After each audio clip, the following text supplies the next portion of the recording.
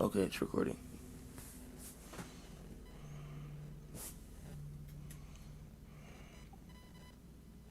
Hello, people of YouTube.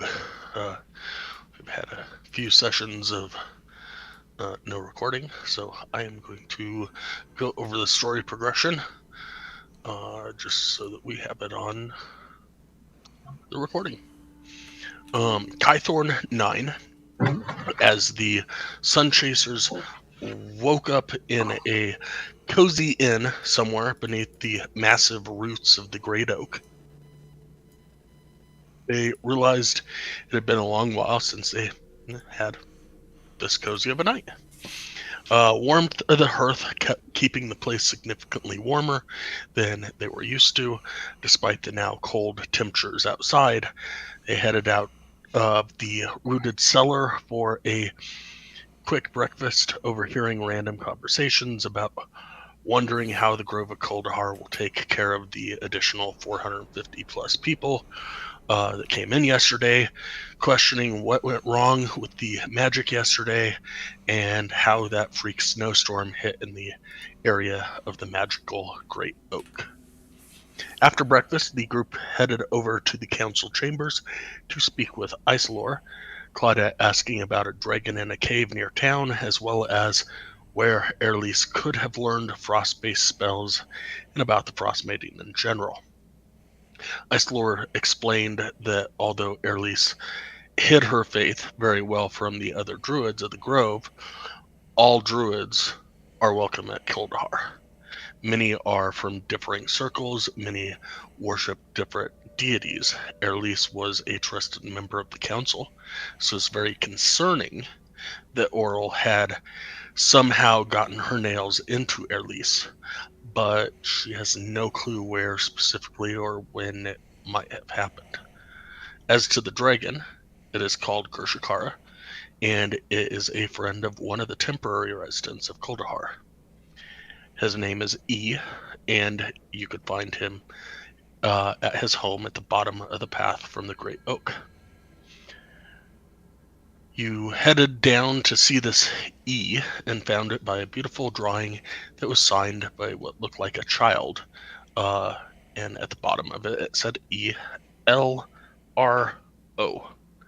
You knocked. He said you could enter, and unfortunately, he could not talk about the Frost Maiden or Erlise, as he has very limited knowledge of those subjects. He did not know anything about the Frost Maiden, and he knew of Erlise. He didn't really know her. As to portals, which Claudette was very particular on, he knows of portals and that arcane users sometimes make portals. His dragon friend and him have taken many portals over the years, but he is not one that can create them. He used to be a melee fighter until his group had been obliterated by a dragon. His faith and friendship brought him back to life and changed the scale tone of his most sacred friend. With no more information, you decided to go shopping and then talk with Veline. She explained that the Arcane Brotherhood had found an ancient city of the Netheril Empire buried under the Ragged Glacier. Netheril was responsible for a lot of the magic items that are scattered all over Toriel, and may have something that would help end this horrible winter. But to get to this once floating city, you'd need to recover the Codicil of White, which is rumored to be on a mist-shrouded island once inhabited by frost giants. And there's also a good chance that the party will encounter another from the Arcane Brotherhood by the name of Nas Lantamir, who stole an ancient artifact from Velen's family called Professor Scant. Make this clear. This is an ancient artifact called Professor Scant. Professor Scant can recite information such as the history of Netheril, vampires, and the root of the cause of vampirism, ancient elven liqueurs, and even bring up information on the rare creature called the Tarrasque. Once you are in possession of both Professor Scant, the artifact, and the Codicil of White, you can travel to the Ragged Glacier to open up the way to the Nethril City. Y'all left midday from Kuldahar to set forth towards the Sea of Moving Ice, where this island is rumored to be. Kythorn 10 was travel day. Kythorn 11 was a travel day. Overnight, Arden noticed a massive bird flying across the sky from the southwest to the east around 11 p.m. to 1 a.m. Kythorn 12, 13, and 14, travel days, nothing out of the ordinary. 15th, same thing, but overnight, Arden again noticed a massive bird, a rock, flying across the sky from the west to the southeast around 11 p.m. Left the horizon about at 1 a.m. Kythorn 16, again, travel day, nothing out of the ordinary, made it to Bryn Shander, slept in a partially dilapidated building for the night. The 17th of Kythorn. Another travel day, you guys came across Targos, which did not look very badly destroyed in comparison to the few towns that you've traveled through to date.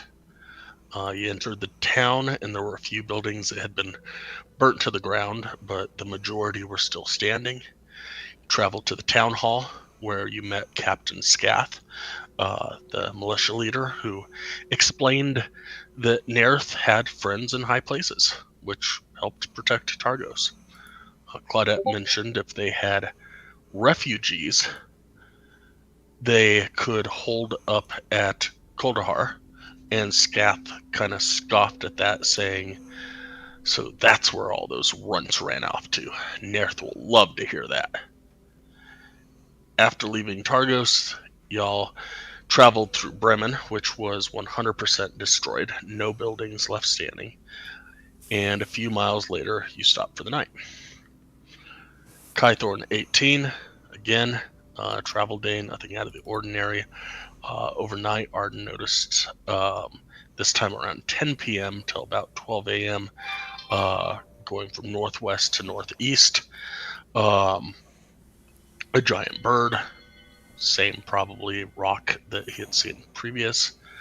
Kythorn 19 was another travel day. Celestine was having a hard time getting her bearings with the maps and landmarks and got off track, guiding Veline's kobold companions due north most of the day. Certain they should have been at the sea, she put together an igloo that was so nice that Arden fell asleep. Celestine, not being awakened, stayed in her trance the whole night, and the entire party woke the next morning unsure if anyone had come or gone. Kythorn 20 was another travel day, nothing out of the ordinary. Celestine got everyone back on track to the west towards Tinjong's cave, and with Velen's help, found where they were looking for. Overnight, Arden noticed a massive rock again, flying across the sky from the northwest to the northeast around 10 p.m. to 12 a.m.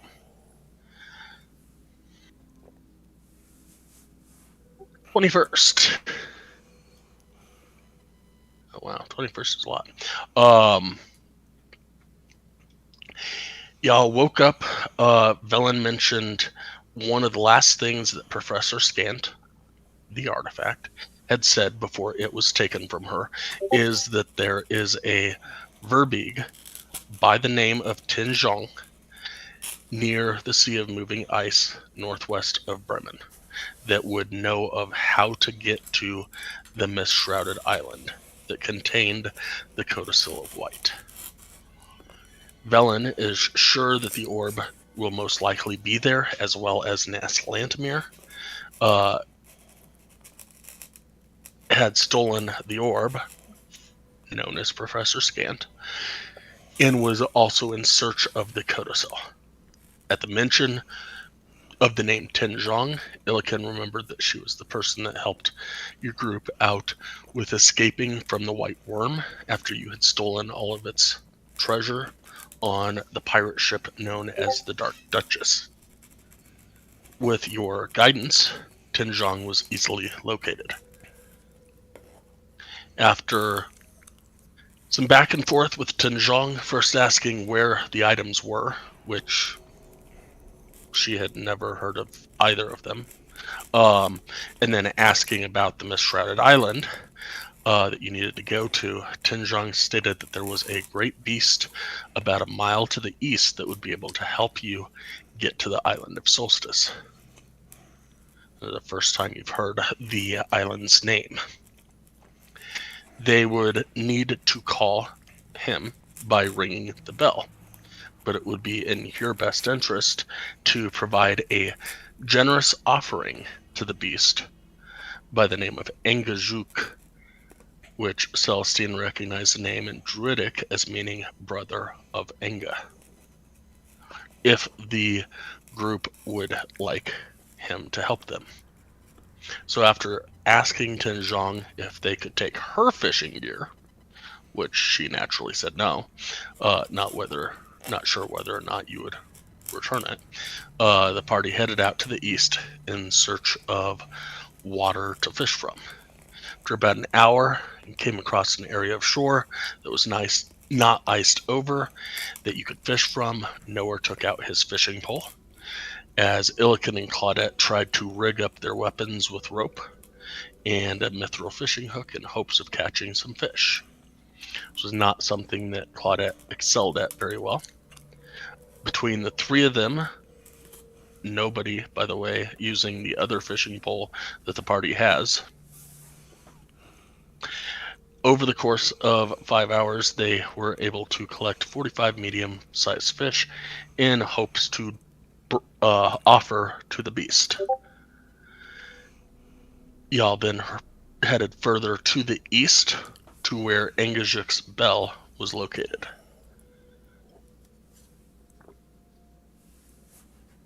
When y'all arrived, you saw a stone cabin on the shore of this island. Just near it, there was a small dock with a rowboat tied to it.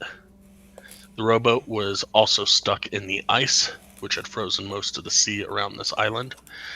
There were a couple of rock formations out in the sea that jutted up, coming together as one. The sea around them was also frozen. Beneath the formation was a hole in the ice, about 15 foot by 10 foot, where the waves would occasionally splash up over the rim of the ice. Near the larger side of the formation was a small pier with a bell attached to it.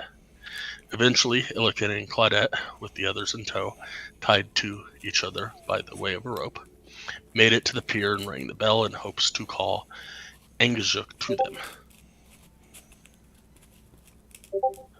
Seriously.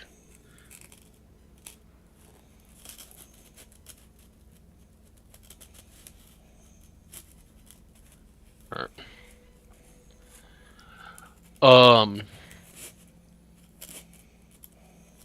After about 30 minutes, water jutted out of the hole as a massive maw of a whale popped out and in a deep, calm voice said, "You rang?" The party mentioned that they had brought an offering of fish in hopes that he would take them somewhere. After a short discussion, they decided where they wanted to go was an island called Solstice.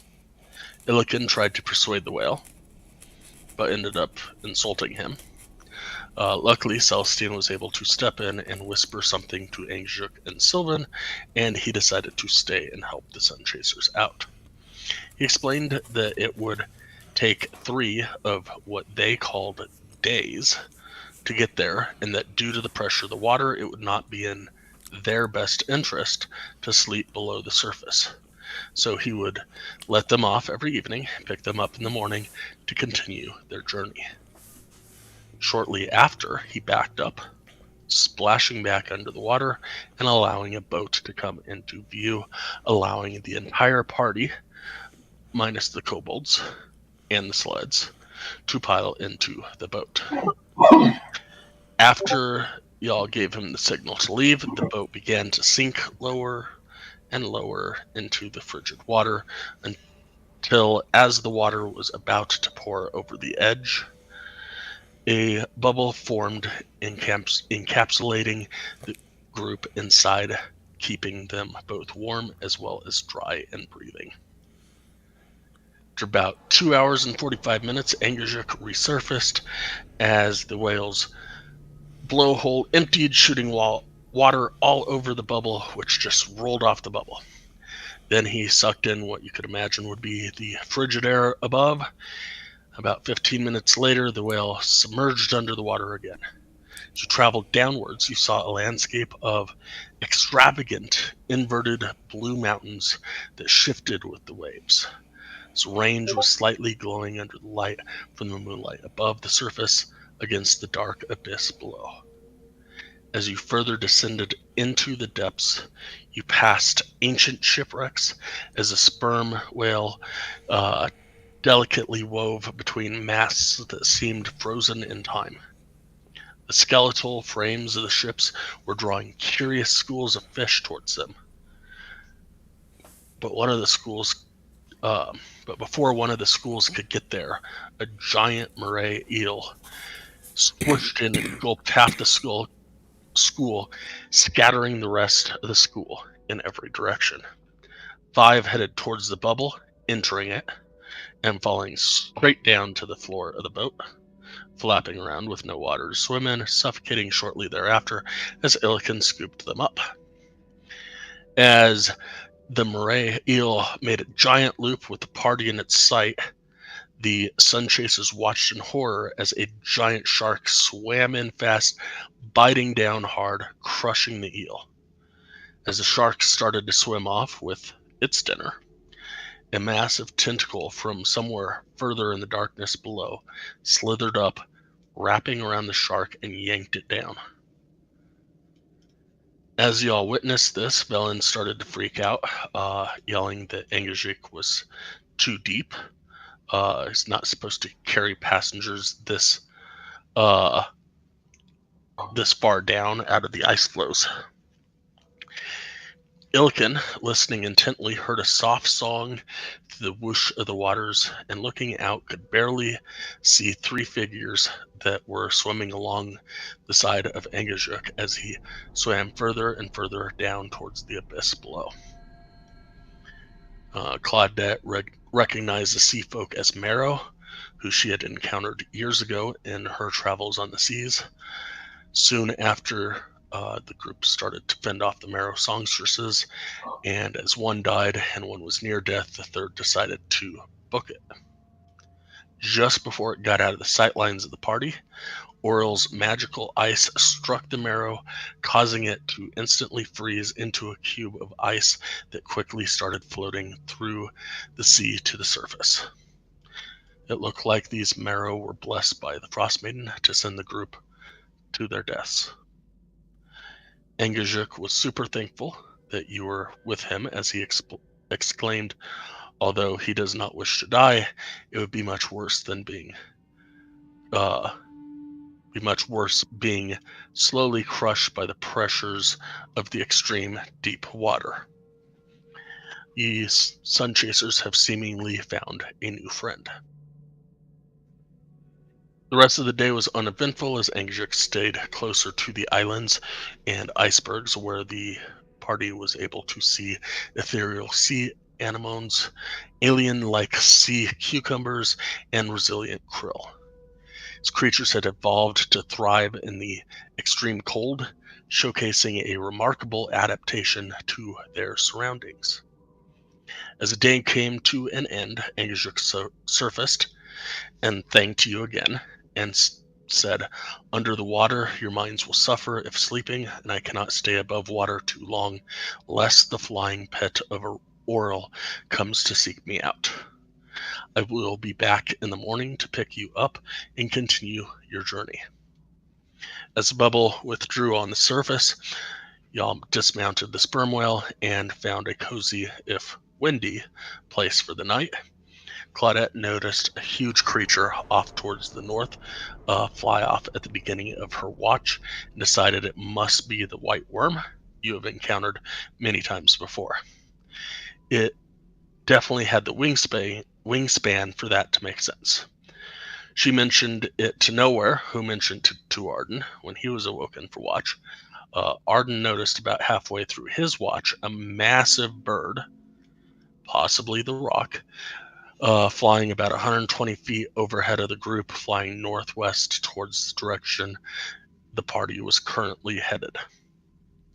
This was about 6 hours after Claudette saw such a creature headed due east from the direction this one was headed.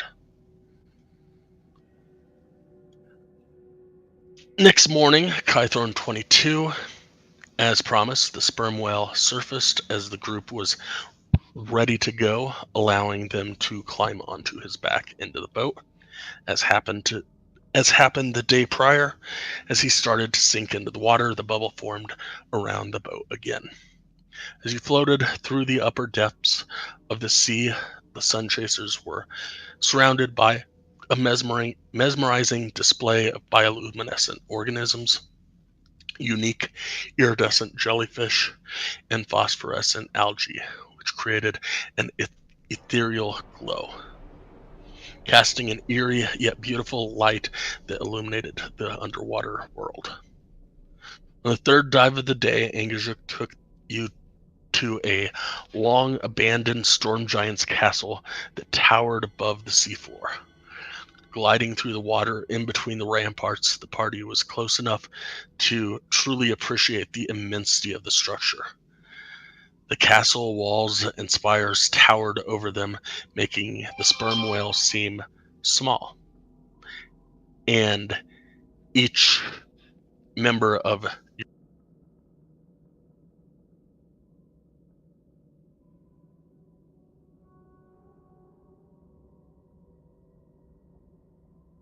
I hate my headset sometimes. All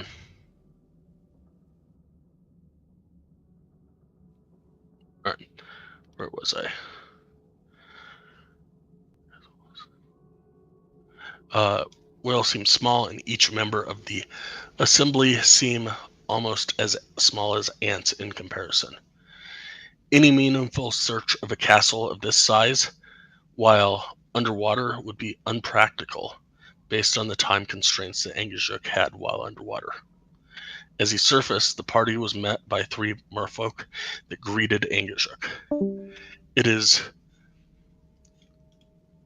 great that you brought us new travelers to the seas.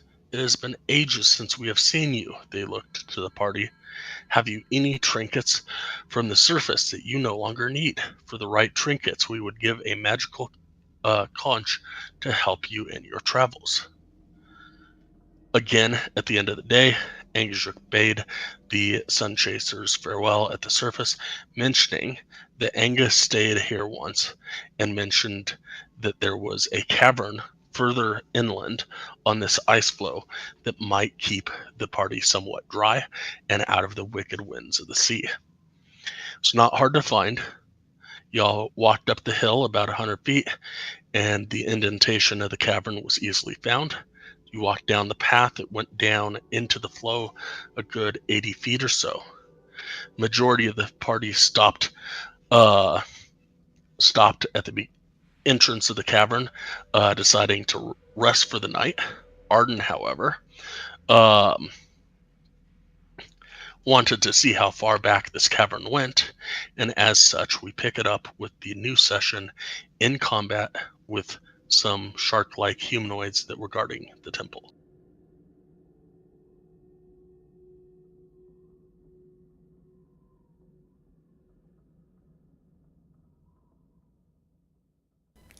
Wow, you guys did a lot. I didn't realize I was gone that long.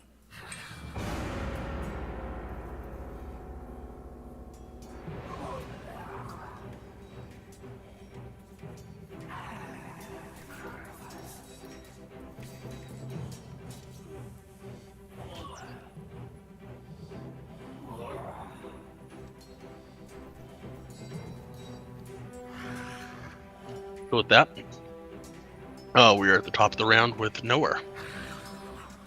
All right, these blue creatures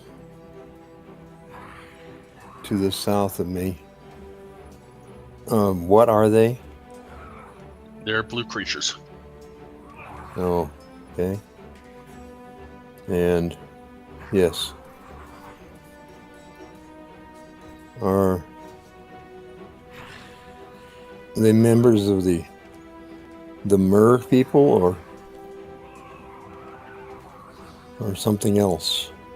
Right now you guys are in a fight. I don't know what else to tell you. Some of them have attacked you guys. You guys have attacked them. All right. In that case, I guess I'll continue the attack.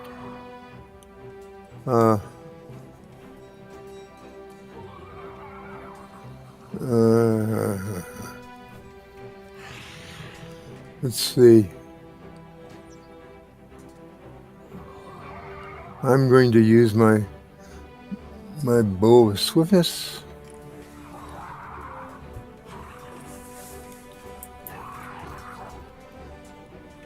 To attack this one. That will hit. All right.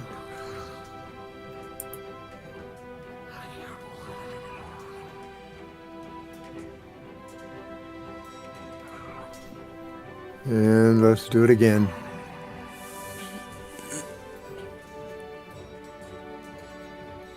That will also hit.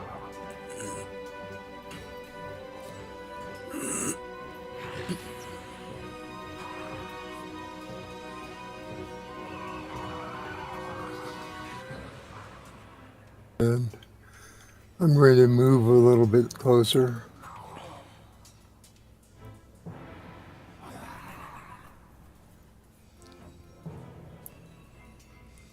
To the. Sorry, did you say something? I was just gonna say, how come people keep dropping out of the game?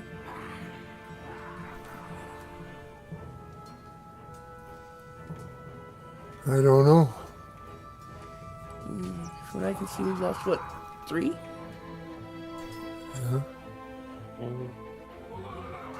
Soren and Arden are out of the game. Hopefully they'll come Soren back. is out of Discord as well.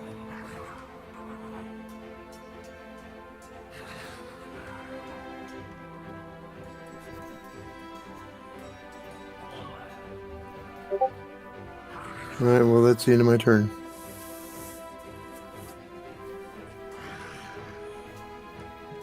Alright, Celestine is up.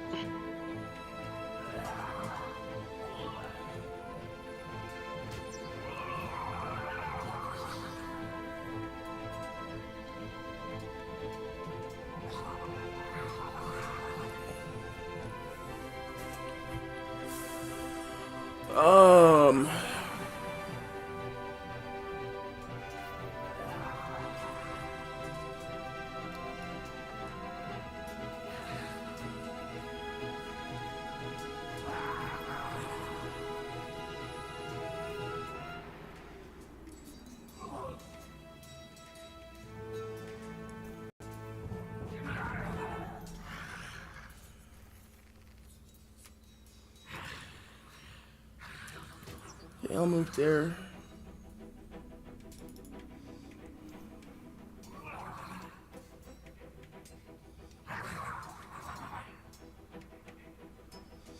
Do any of these look significantly different than the others? Like, perhaps it's a caster? No. Okay.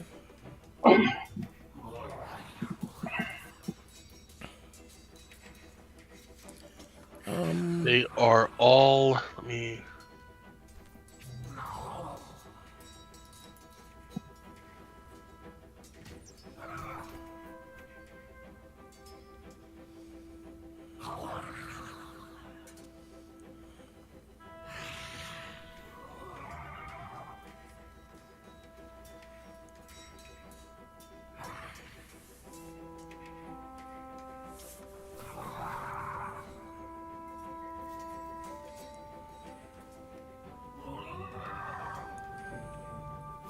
Um,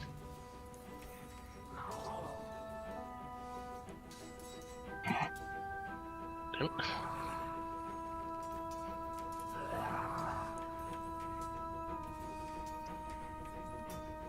They are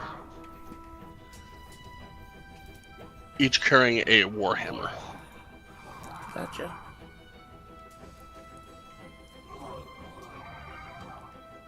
Okay, first thing I'm going to do is cast that as a cantrip on my shillelagh. Or on my sphere. Then I believe I will cast...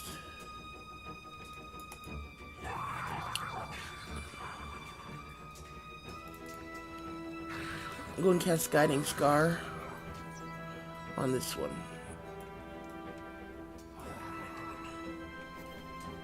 Oh wait, I'll do it on this one. This one is the closest to the party.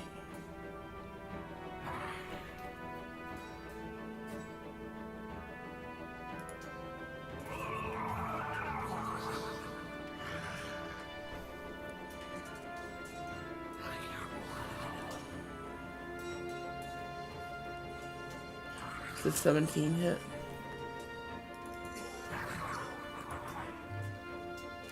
Yes, and which one is that against? Alright. 15 points of damage.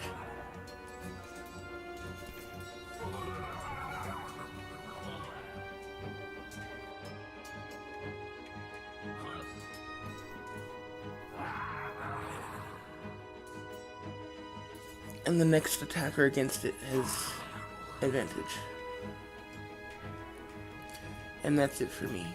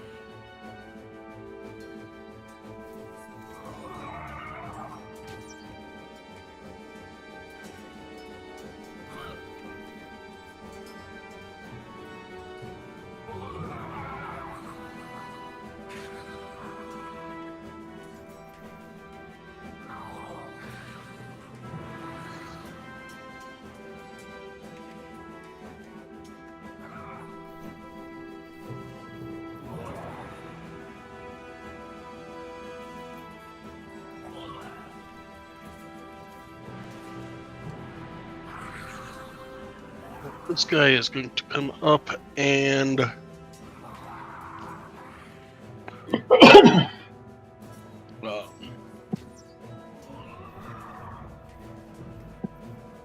attack Arden. Yeah.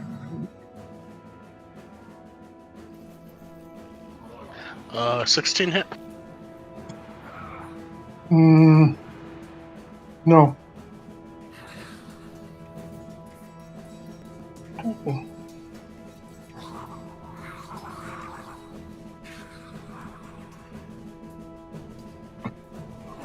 Don't. Oh.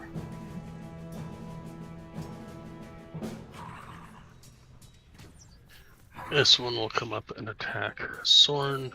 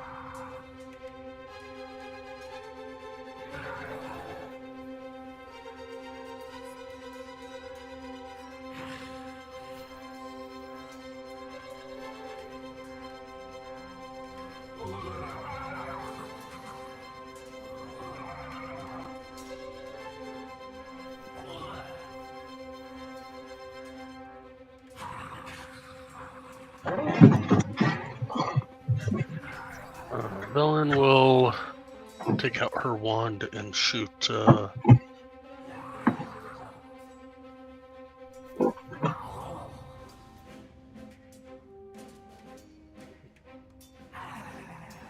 Misplaced her character sheet.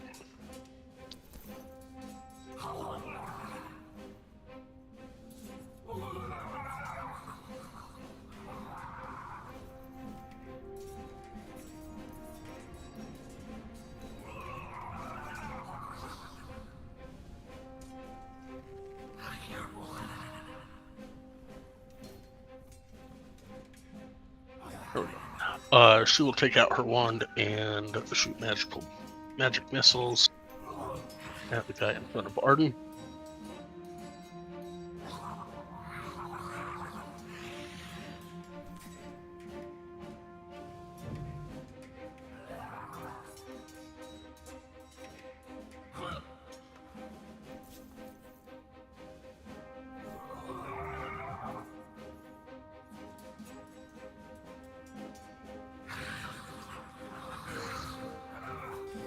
$12 points of damage, that's not bad. And Claudette. You rolled pretty good on that one.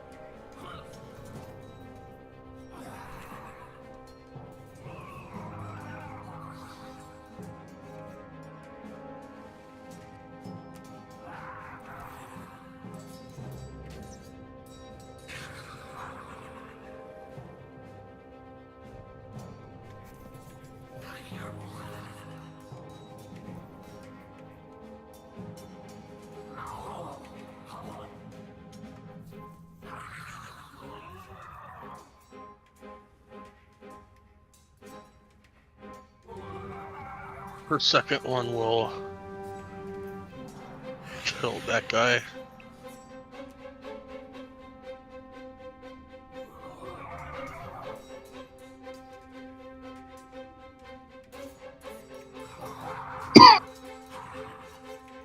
This one will attack Soren.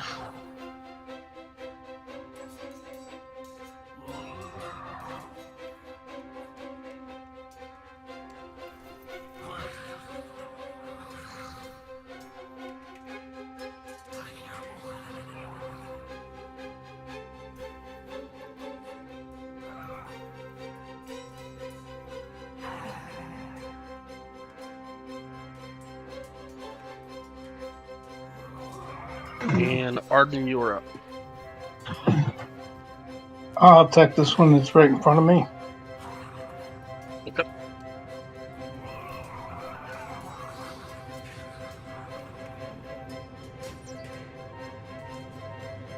With my bow.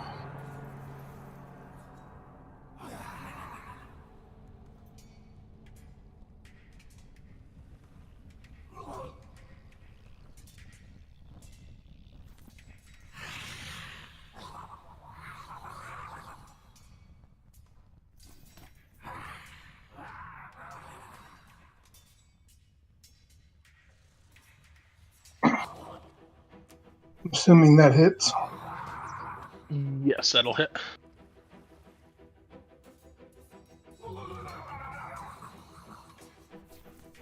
Since I had so much fun that time, I'm going to do it again.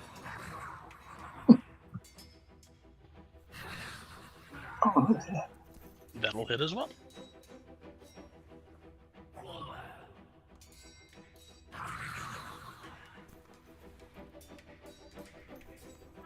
and that will end my turn.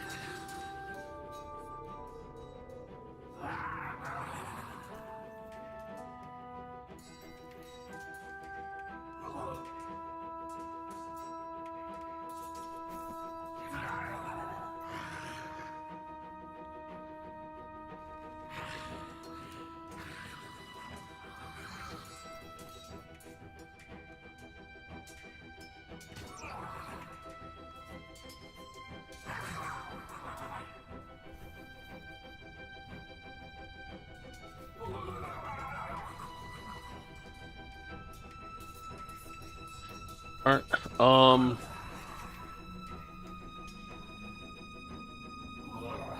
It appears that Illiken is not in the turn order. I'm Drake.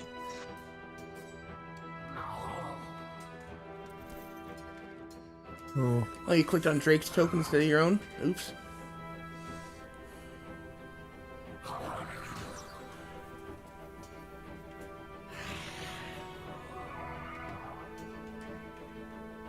Zorn will attack the one directly in front of him first.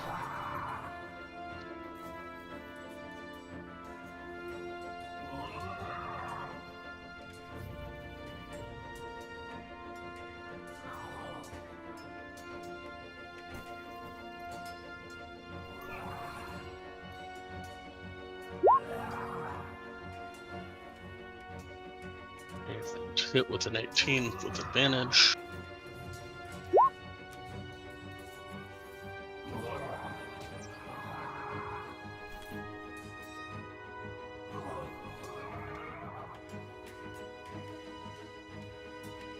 And then attack twice on the guy next to him.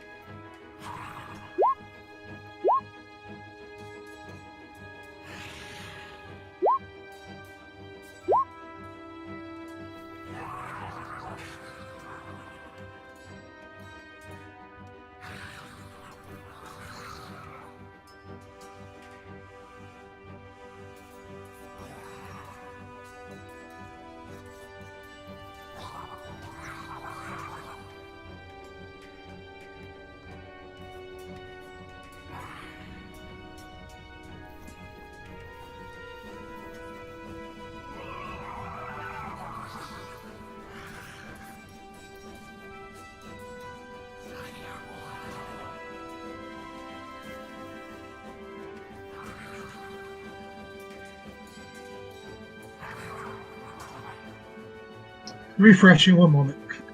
Alright, it's your turn when you get refreshed.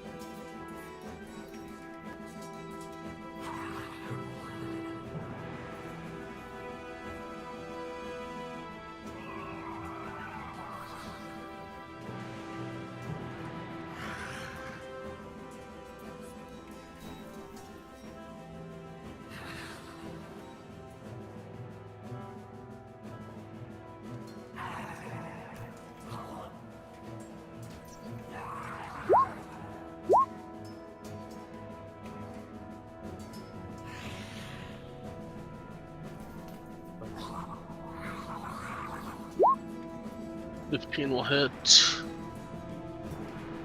20 will hit.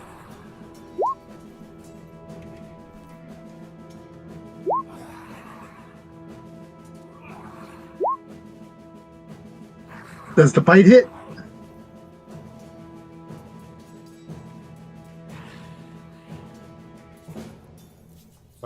The 20 kills it.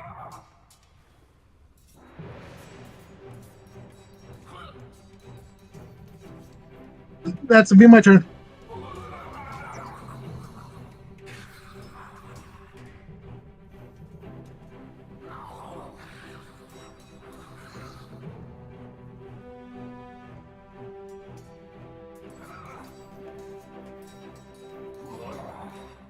Alright, Nowhere, you are up.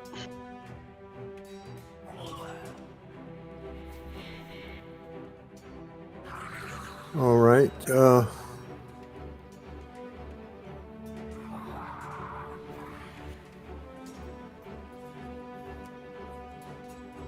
I'm going to move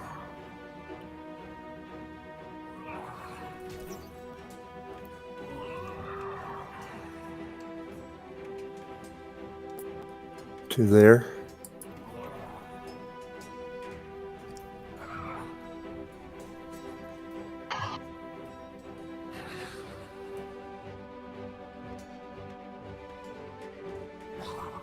And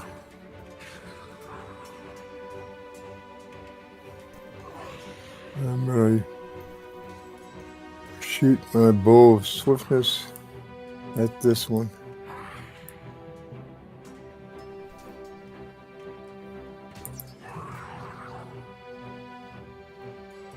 That'll hit, and that was against which one again? Alright.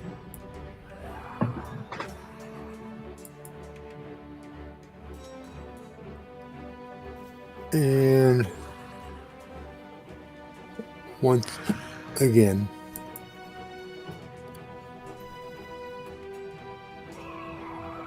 That That will all? also hit. Okay. Marksman today, are you? Well, I don't know. Keep doing damage. Pretty soon they'll fall over, maybe. So that's the end of my turn.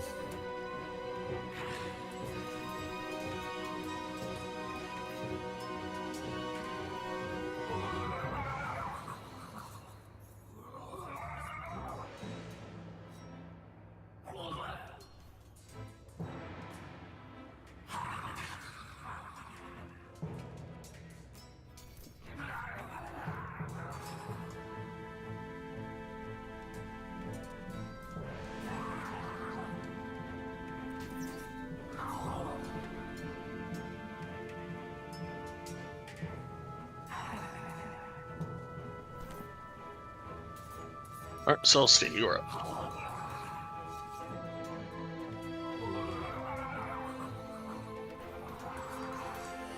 Okay, 5,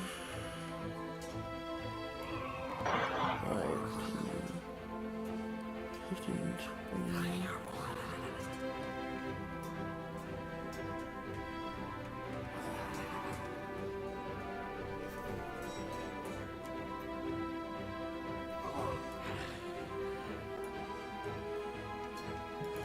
I'm going to attack that one.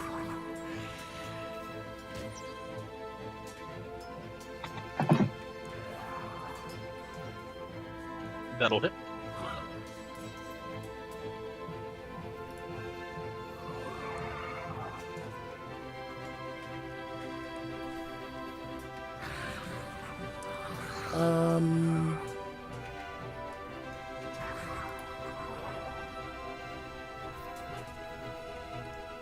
I think that's it for my turn.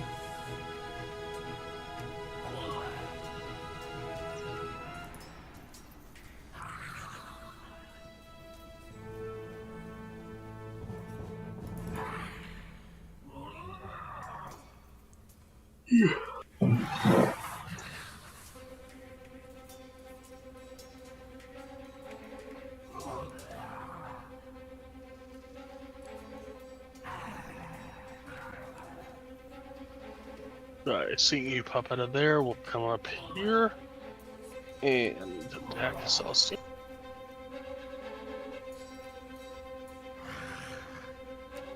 And totally miss.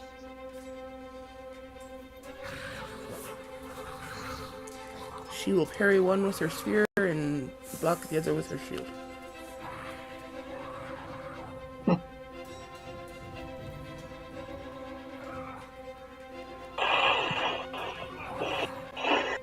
Bellin will use her wand of magic missiles again.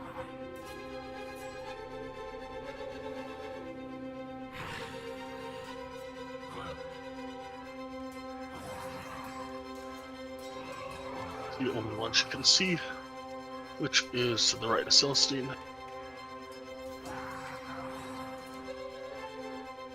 Wow, max. Nice. Nice. 15 points of damage.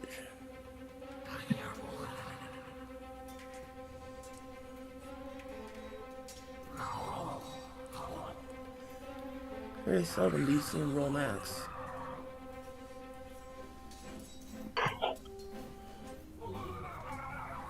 Bloodette will come and attack that guy.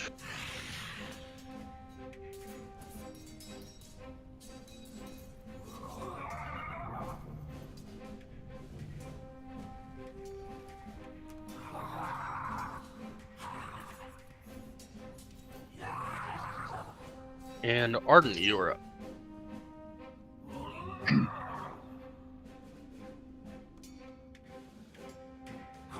Ooh.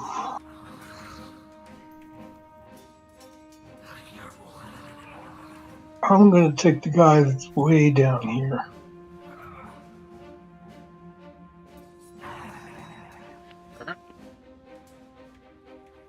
And I'm going to engage him with my bow and the hail of thorns. Okay.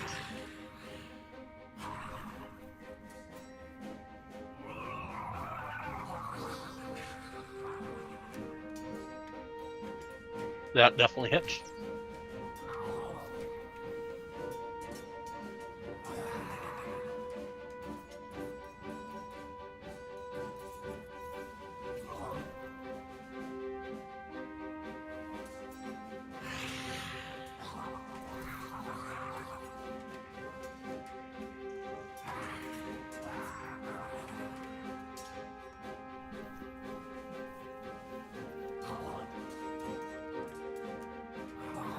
I'm assuming he ain't dead yet. He is not. So I'm going to shoot him with my bow again.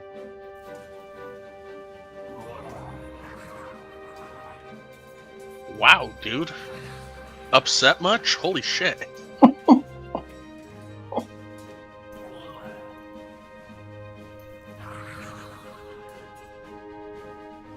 Hey.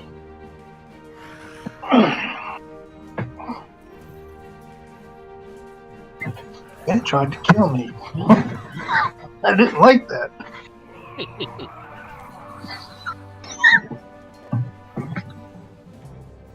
Oh.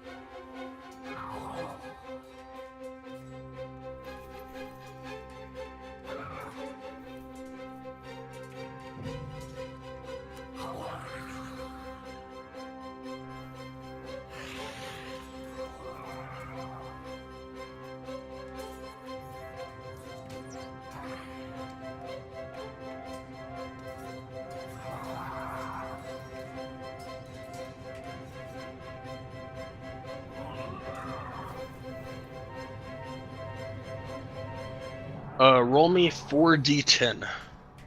Pardon. 4d10. Yep.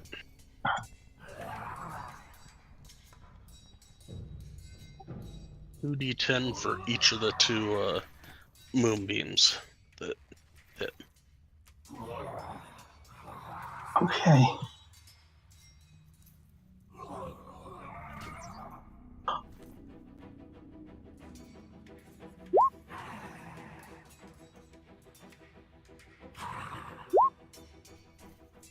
Oh, I tried. Don't see Yep. any. Did it work? 4010 was 26 points of radiant damage. And yeah, I'm not even gonna leave him on the map. He just disappeared.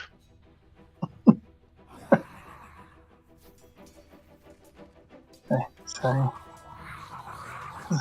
is that kind of like being graveyard dead? Oh, I think you sent him to another universe. Oh, it shouldn't make me mad.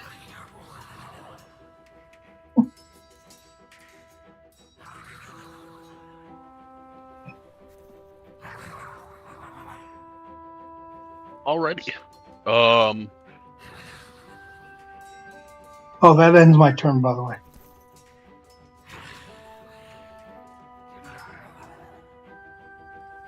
Cool. Yeah, that was a lot.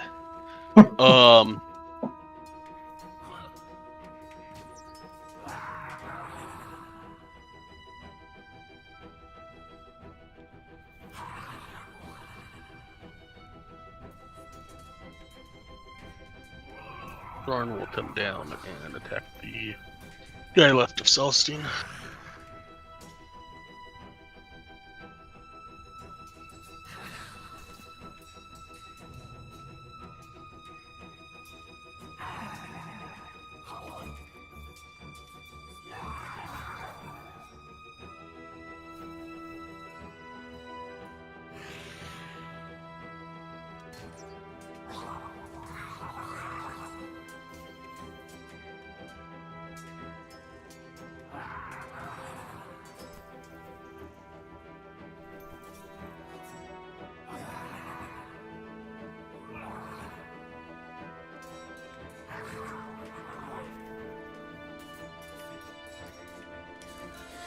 That's a whole lot of crits on the board in the last 10 minutes. Right. And roll 20 screwed something up somewhere.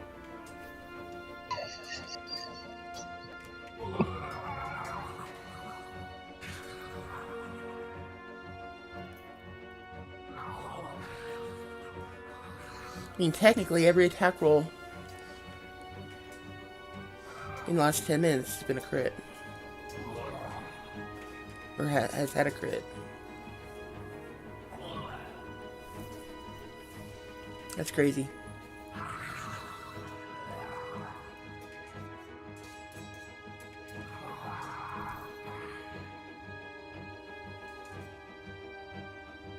But we're This is gonna be a good day. We're gonna stop this right now, aren't we, Kenny?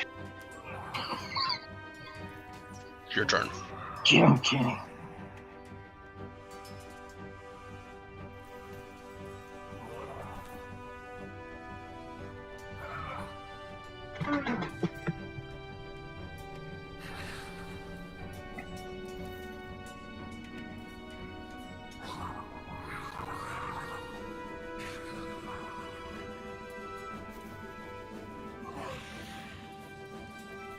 Where are you going?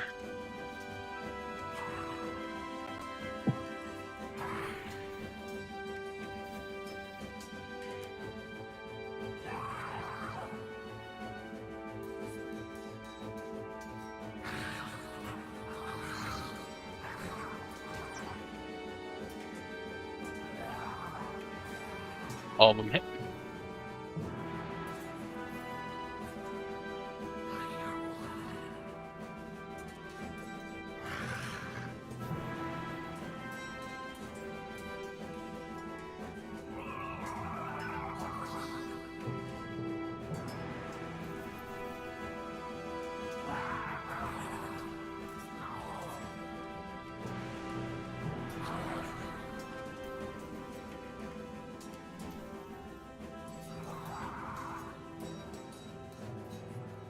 ignore the second bite. If the first one didn't hit, then it didn't hit. It's just I clicked on the wrong button.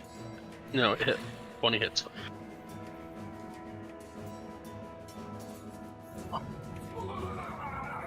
And that 21 kills it.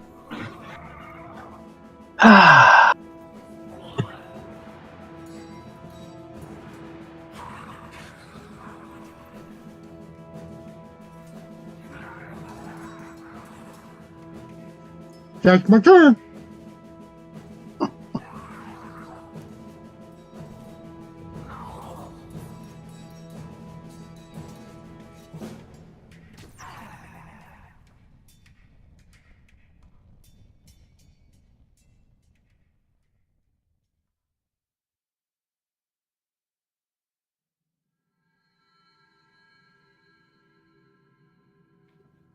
All right.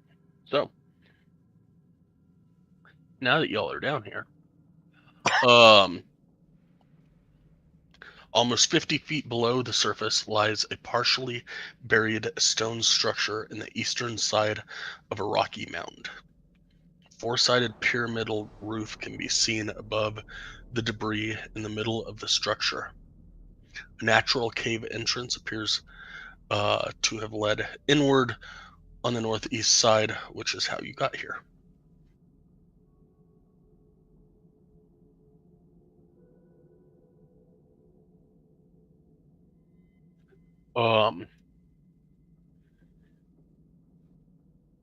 Three of the four walls of this large cavern appear to be naturally formed. The western wall contains wondrous reliefs depicting four entities with tunnels leading downwards beneath each of them. Small humanoid figures gather at the feet of these entities, laying down sacrifices and treasure. Other humanoid figures on the periphery appear to be running in fear.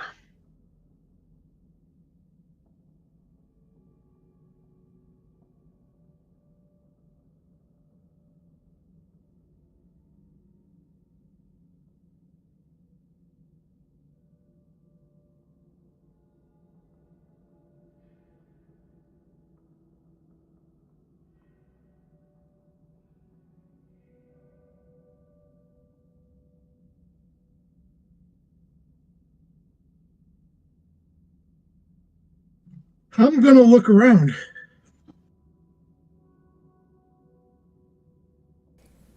I'll give him a hand.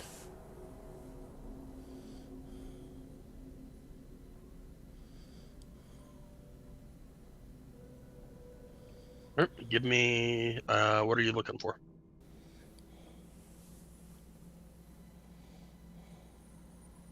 Our normal, just right now, because I don't know, I'm not really looking for any. I'm just looking, see if we find anything on surface. Not doing anything in depth. Give me a perception check.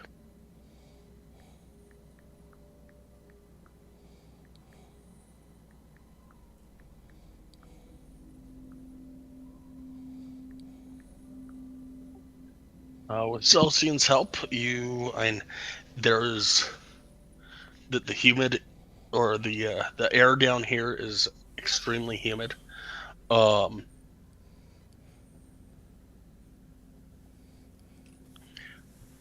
And there is plants that you'd normally find in the sea that are definitely growing alongside or out of the walls or floor of the cavern. And you see a bunch of fish-looking people. Heads look a little more like a shark than a fish, but and then further down here, you see a bunch of pieces of what used to be a fish person.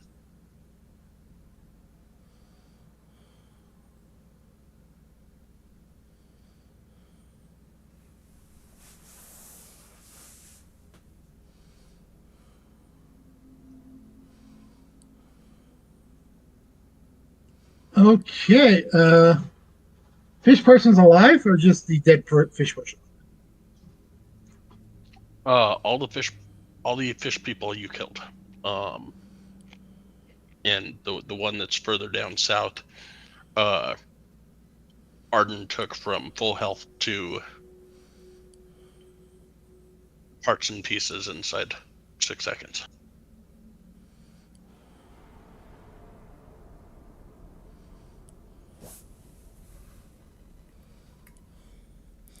From fish person to fish bits.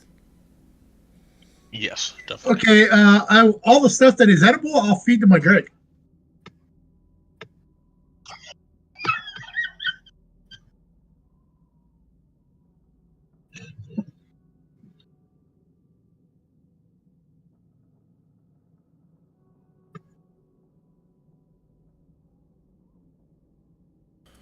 Poor Drake.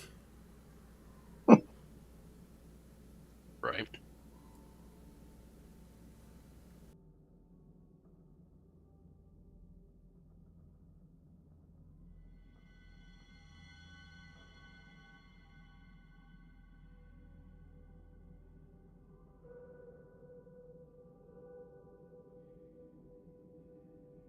Drake doesn't get much food.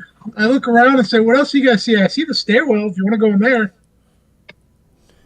Can you repeat the bit about the tunnels to the west, Sky? Sorry, one more time. You said something about tunnels to the west, and then like statues or something beneath them. There are reliefs above above every tunnel, and let's see here.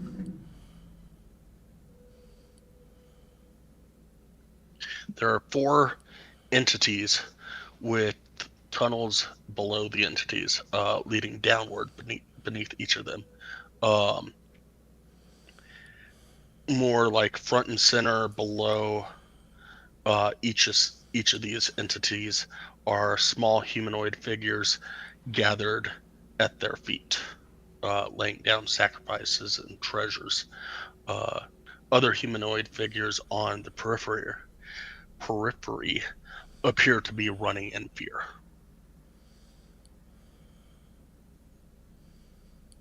Can I inspect these reliefs to see if I recognize the 4 figures?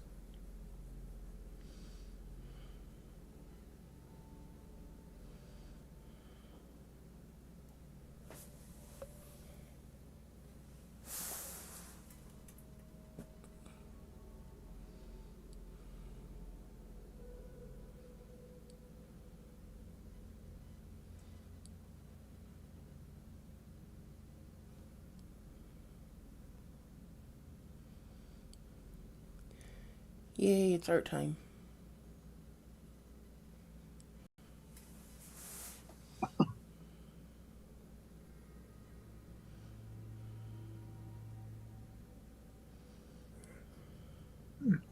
Cool. He's teaching a course.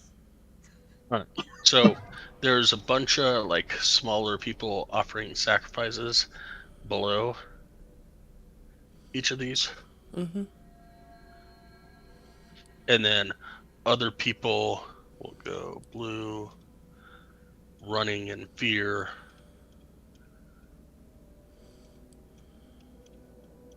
Further to the outsides. Something like that. Okay.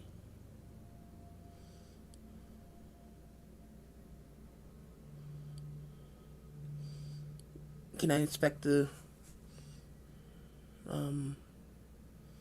larger reliefs to see if I recognize any of them?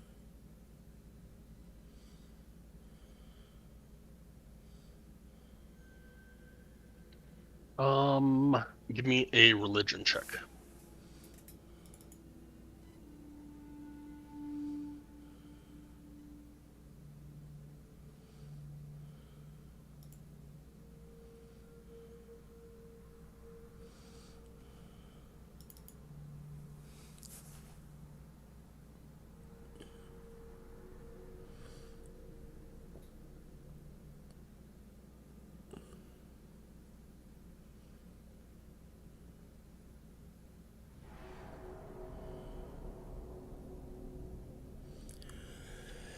The first entity is a broad-shouldered, bearded young man with an eye patch gripping a bolt of lightning. Okay.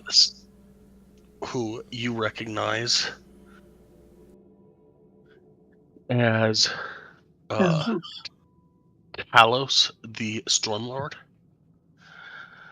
The second Okay. entity is a hairy, bestial man with large fangs and claws, who you recognize as Malar, the Beast Lord.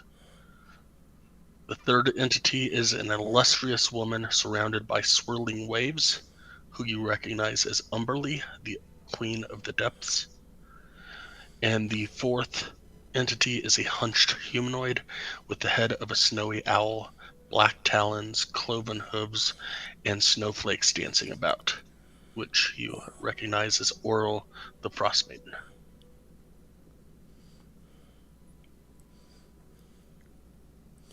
Okay, I will point these out to everyone. Talos, Malar,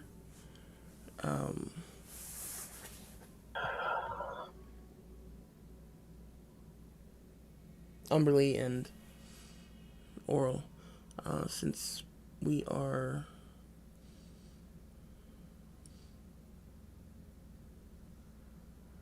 character-wise, we understand that Oral is. Never mind. That was a stupid question. I suggest since we're specifically looking for Oral, if we want to follow that line, let's take the Oral tunnel. Otherwise, if you want to explore everything first, we should leave that for last.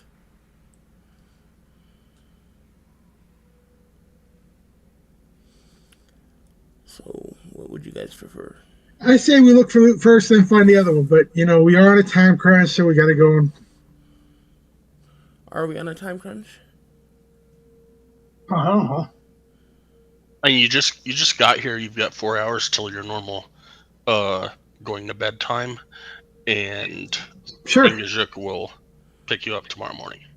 Let's check the other ones out, and then or LS. Okay, then I suggest we go down the Talos one first.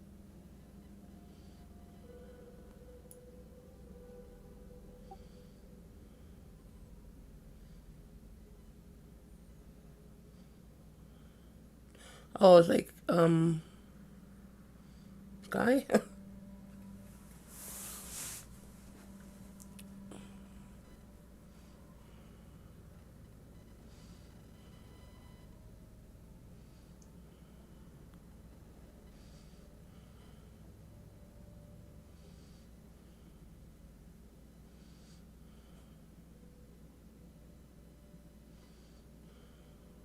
I think that's correct. Let me check and make sure.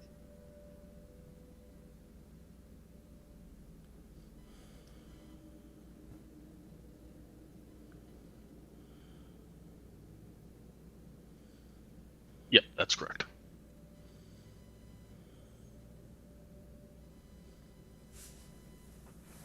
So the fourth one is at the bottom. Yeah. So I guess let's check out Umberly real quick. While we're here. Okay.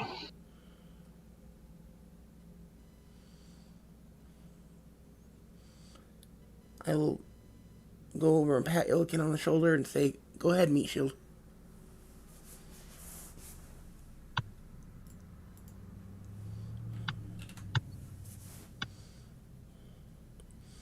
Or maybe Claudette wants to search for traps.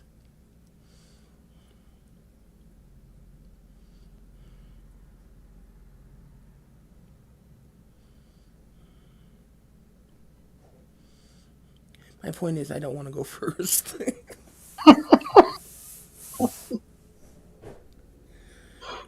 So send the big giant clumsy guy.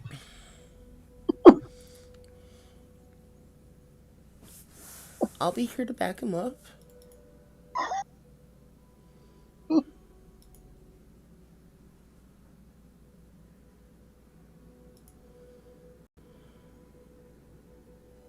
started going down the hole. There you go. Mm.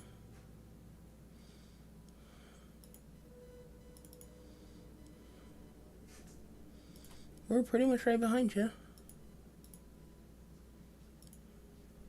Yeah.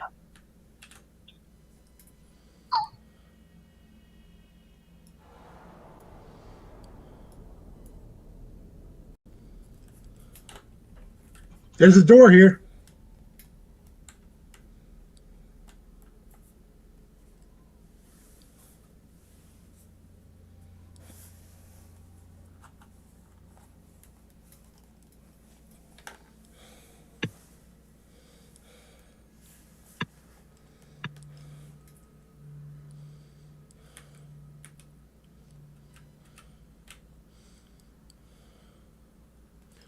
Okay, maybe have Claudette check for traps.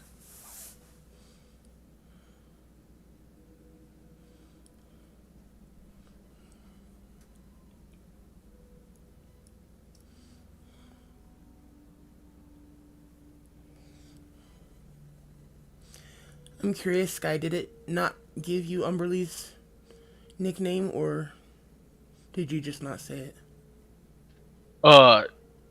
The Queen of the Depths. Ah. It didn't say it. I might have released the control key, but I remember saying it, but Because in games and such, they call her the bitch queen of the sea. I'm just curious if this mentioned it or not.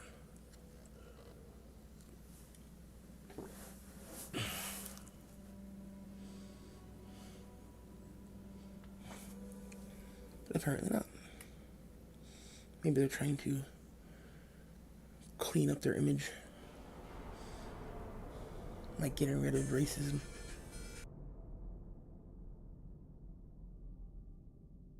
racism is all the rage. Fuck orcs. Y'all need to die. Anyways.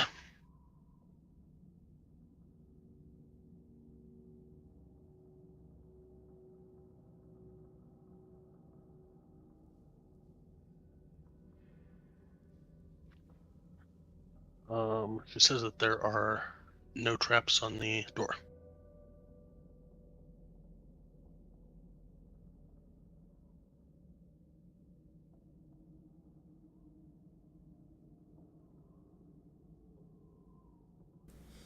Go for it, Illikin.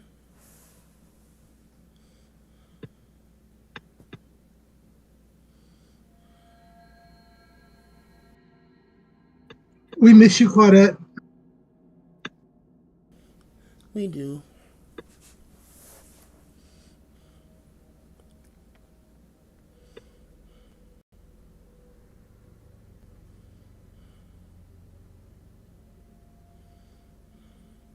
Alright, so as you get there, iconography of waves, seaweed, and sharks are carved into the walls of this long hall. At the north end of the hall sits a decorated shrine. Atop the shrine sits a few pieces of fine treasure and a small, smooth sphere of smoky gray quartz. Beyond the shrine, a whirlpool is etched into the north wall.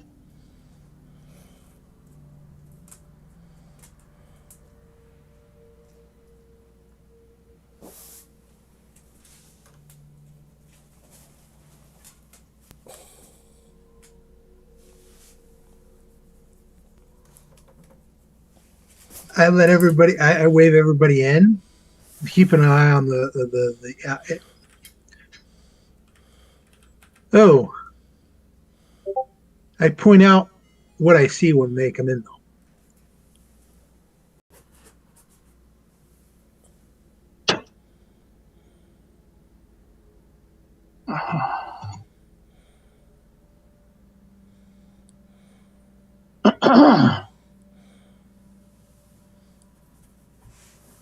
Oh, look, some friendly fellows.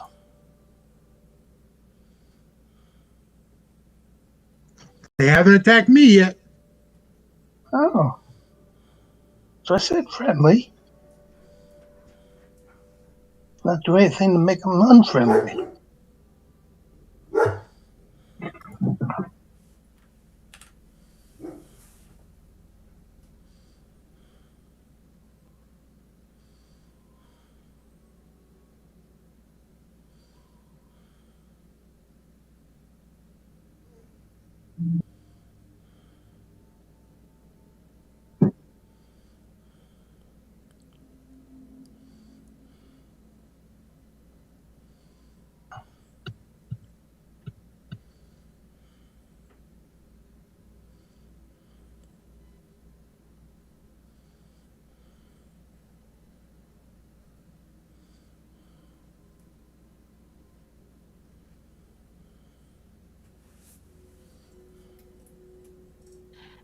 All right, so the one on the end here will look as you all file your way in.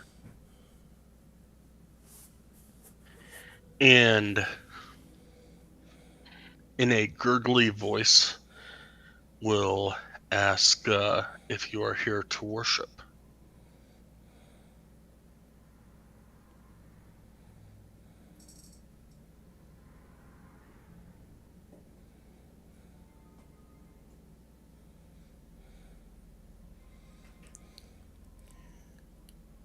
Perhaps you can tell us a little more about Umberly so we can come to a decision.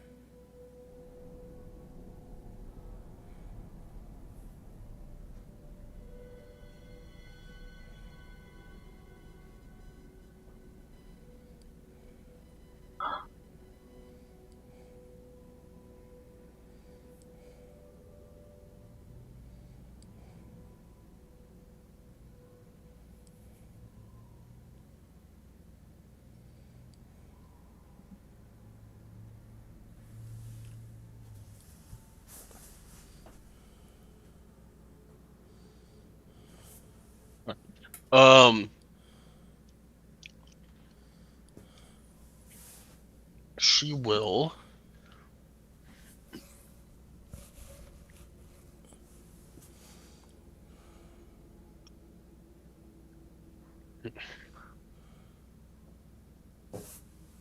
one time I don't have something prepared because of course the one time that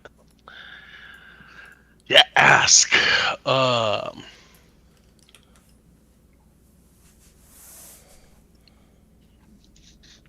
She will say, our goddess appeared to us with the hair of green seaweed and kelp. She did this to terrify mortals on board sinking ships. The towering avatar wore jewelry made out of seashells, carried a trident, and was dressed in a flowing cape made of countless pale purple jellyfish. She is the goddess of the sea. The sea is hers. And we worship her because we are of the sea.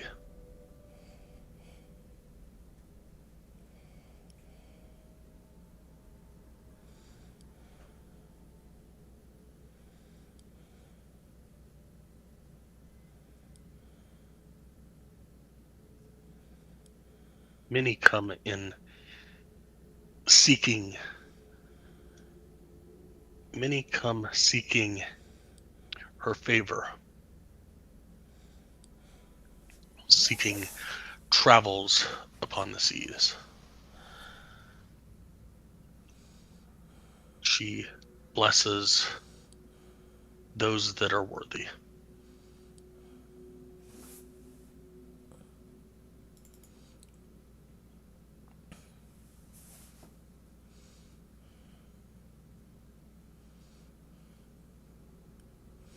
I'll kind of look around to everyone and then respond back.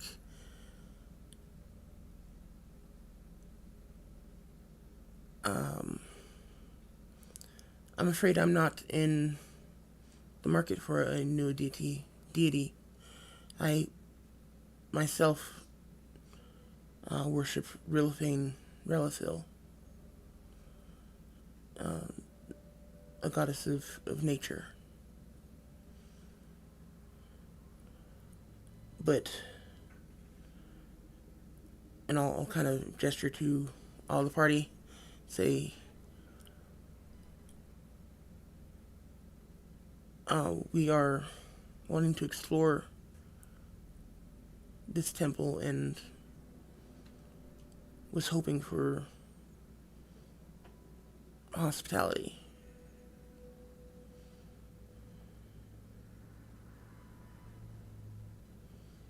The temple is our home. We have made this our home for a few months now. Why don't you come in and ask Umberly if she would allow you to stay with us?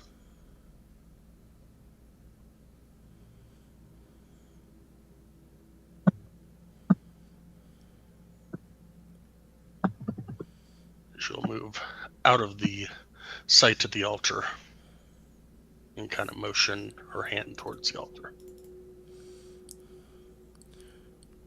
We're not looking to stay I'll very... move forward. What was that, Ilkin? Illiken will move forward, but anybody who knows Illiken would know he does not have a game face. Okay.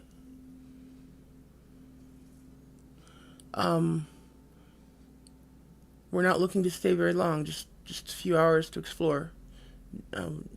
Should we still seek Umberly's permission? She again kind of just motions towards the altar. Okay, then I will move forward as well, making my way to the altar.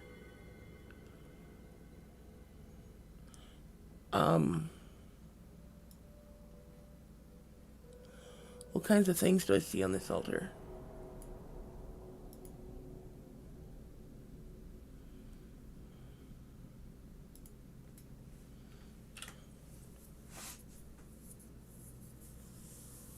That is a great question. Let's see.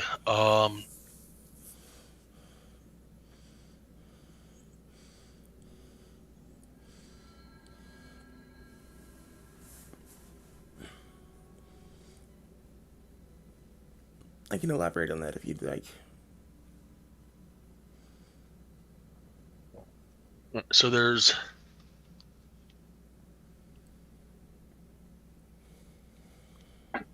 various seashells, pearls,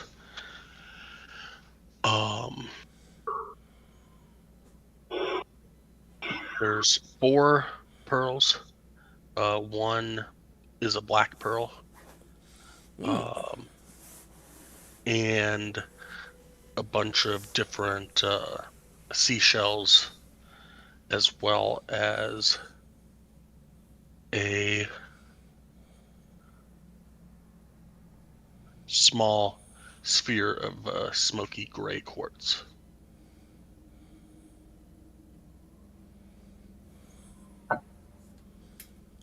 Okay, I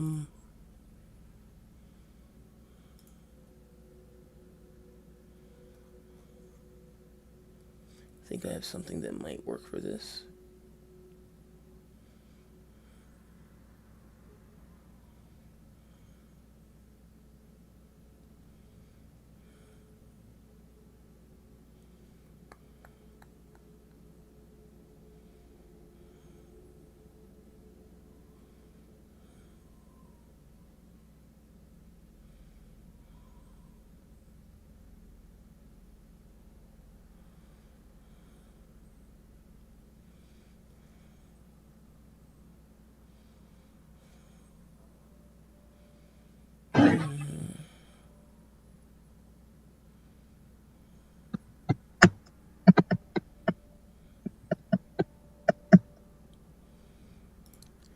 I'll put down 2 quartz.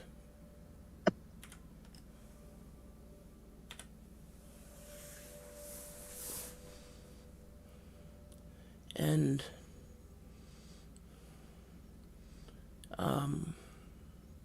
place my hands on the altar, just on the edge of the altar, and just kind of bow my head and say in a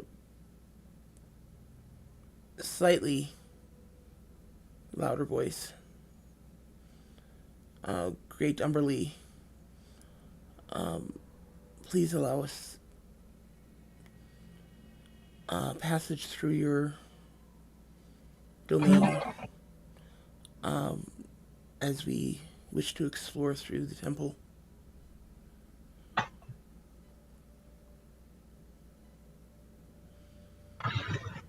For the short period of time that we have.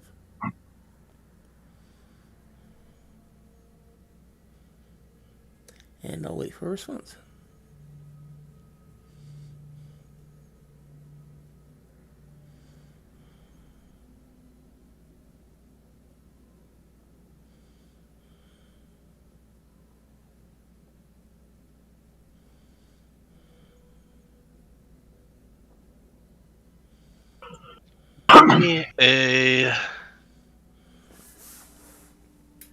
Give me a perception roll.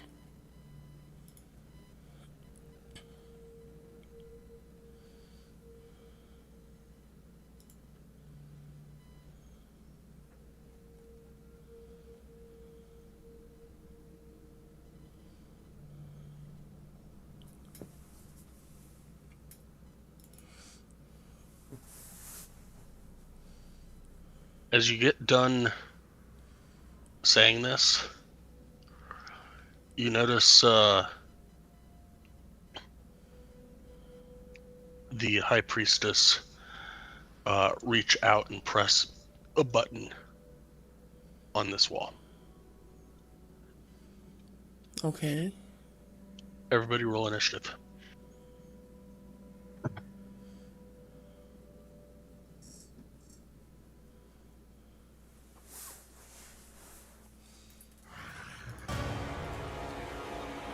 That's what I get for trying to be a good guy, people. I was going to kill him anyway, so we're good.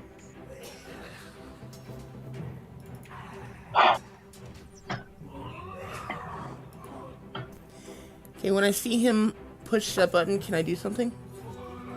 Her, but yes, Sorry, possibly. her. Okay, I want to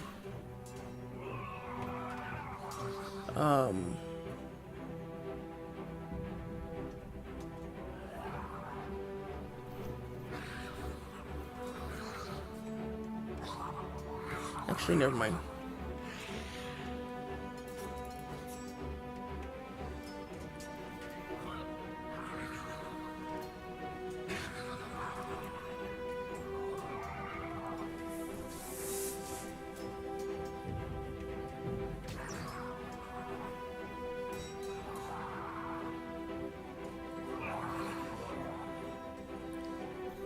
Wow, we all rolled pretty good initiatives.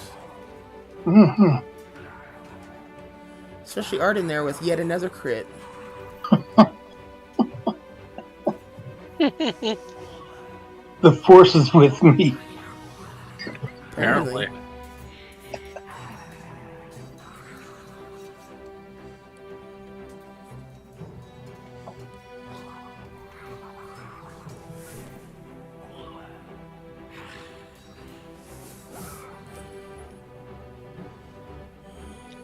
Wow.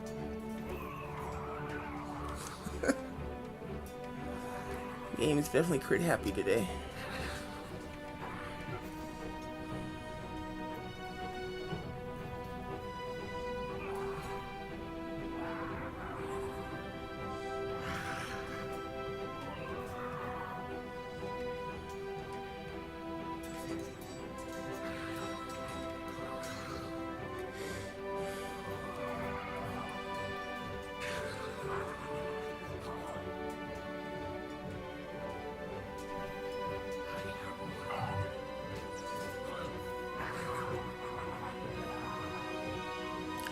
While Sky is doing his thing, I just want to tell everyone that I have a plus 11 on my survival now.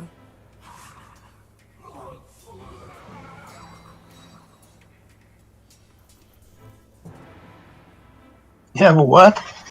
Plus 11 to my survival. Huh?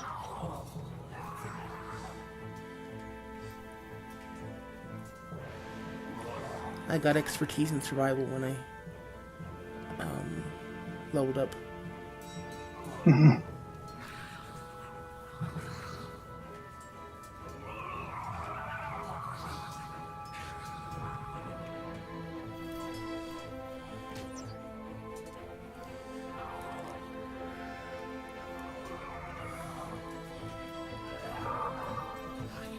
Sorry, I was just really excited about it. I had to share. Hmm.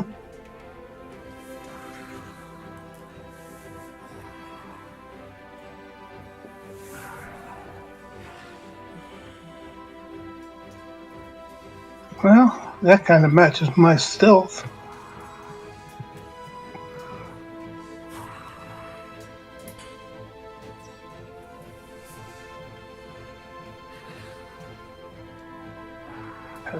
Hey, what?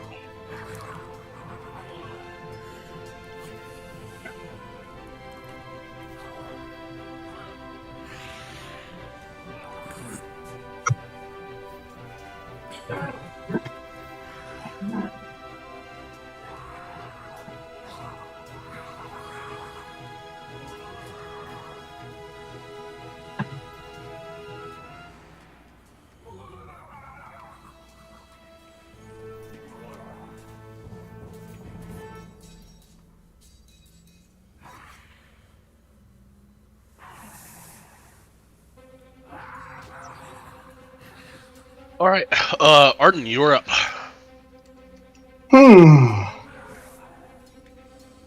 So they haven't done anything aggressive yet, right? What's your passive perception?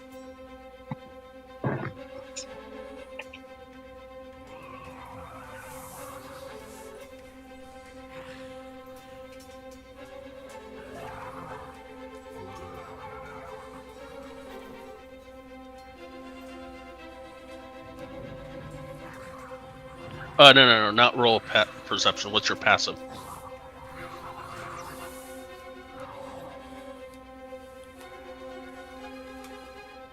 Oh, 17. Okay. You would have seen the priestess reach out and press the button. Outside of that, she's been welcoming, seemingly. But yeah, at this point, you might. I don't know. It's up to you to decide what may or may not have caused her to press that button. Well, I'm gonna guess it was Silskin getting up there to the altar.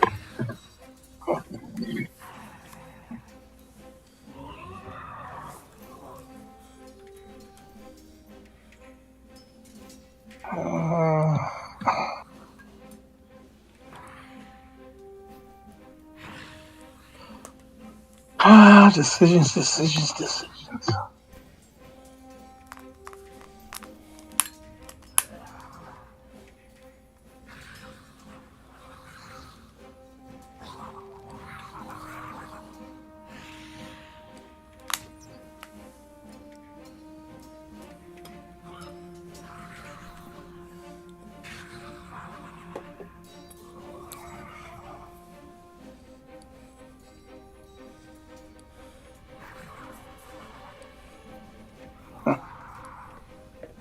I'm gonna move to here.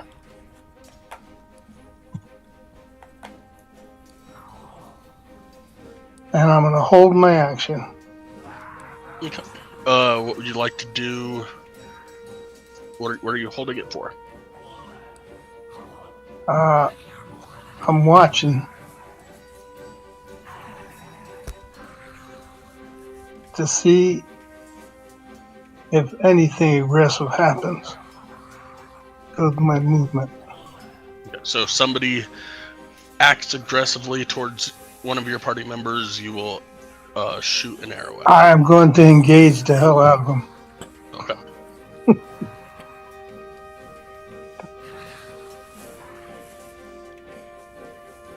Belen will stay where she's at and hold her action as well.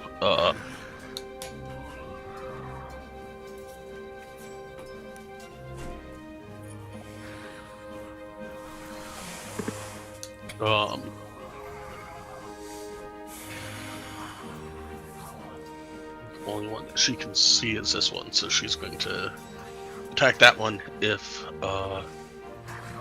they make an aggressive move towards anybody.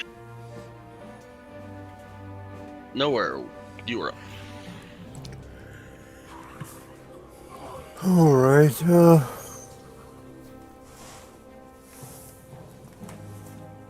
want to move in here a little bit.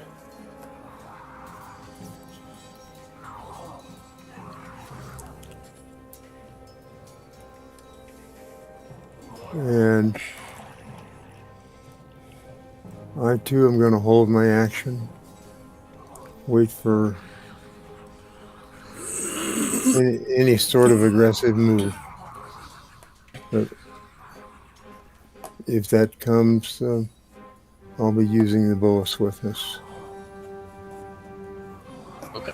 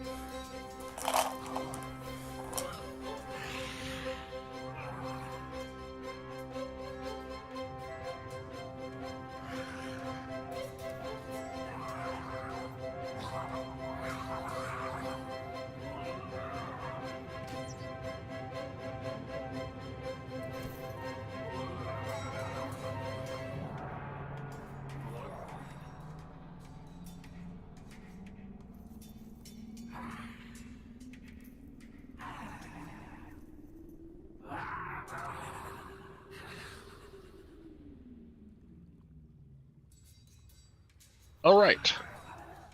I need a strength saving throw. DC is 15. From anybody that does not have a swim speed listed.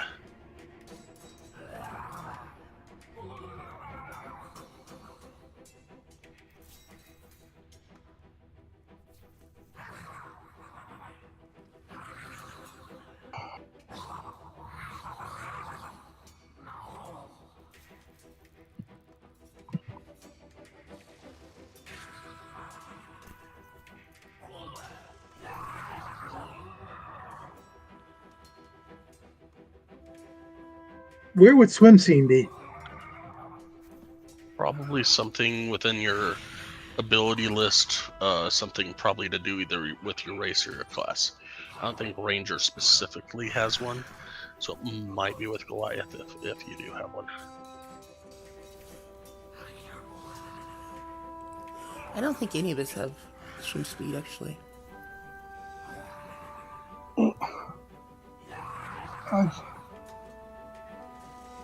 You said strength? Strength save. Ooh. I think I saved.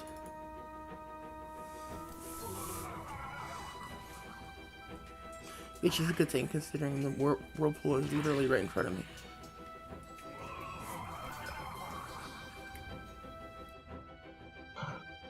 Well, I thought I had swim speed, but I guess not. So here we go. You said strength save? Strength save, yep. Illican, that is a strength, not a strength save.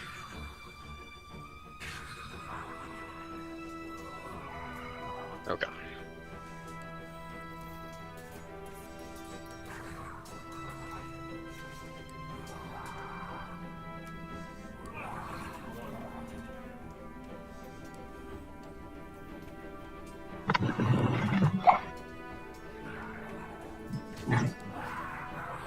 Oh, bay, he never took off plus.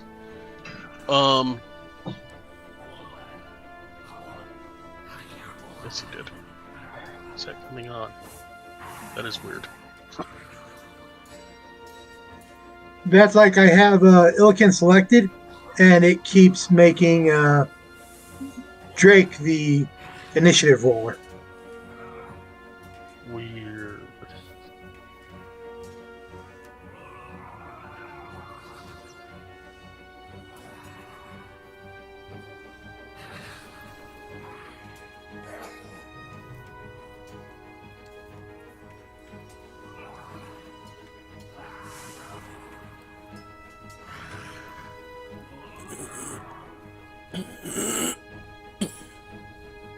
Alright, let's see what we got. Knower, you take 2 points of bludgeoning damage. Drake takes 2 points of bludgeoning damage. Even with that highest strength save? You took 2 points of bludgeoning damage. Okay. Celestine takes 2 points of bludgeoning damage. Don't forget, we all started with 10 points, hit points of temporary hit points. Yep. Arden takes 5 points of bludgeoning damage.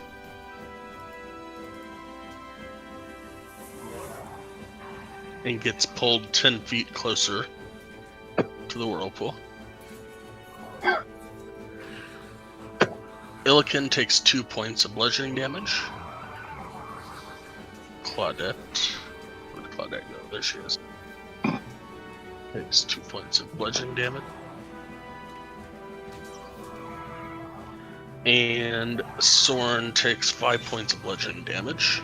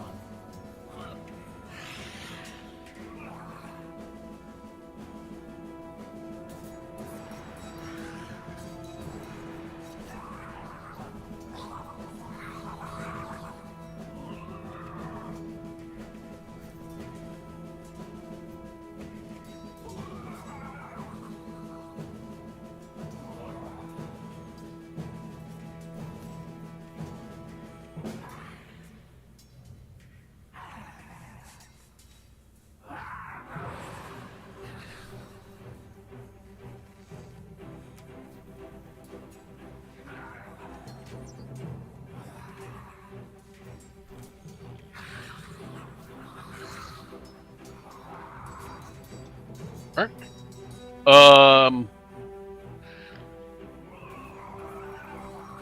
Drake slash Illican. You want to do anything?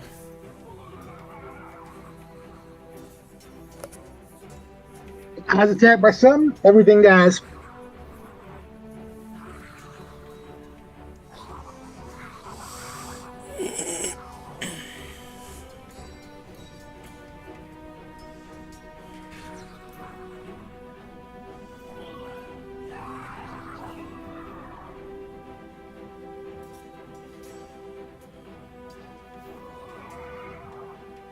The 27 and the 20 hit.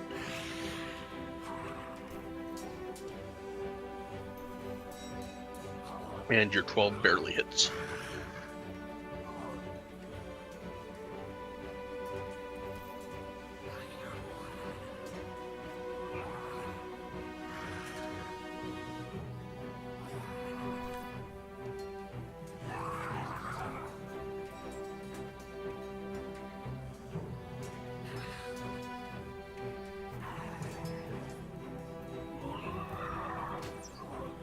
So I hit one twice.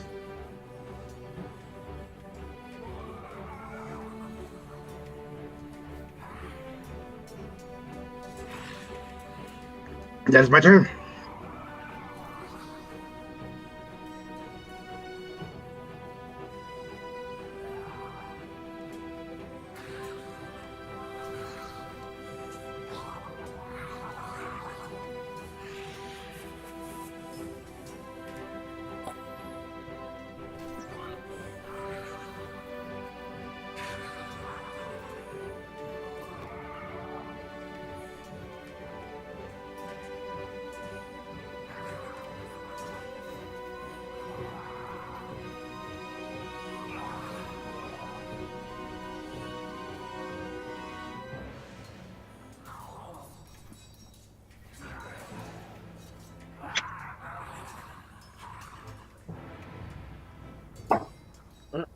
But it.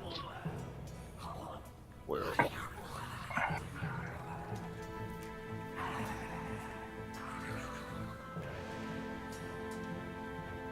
There and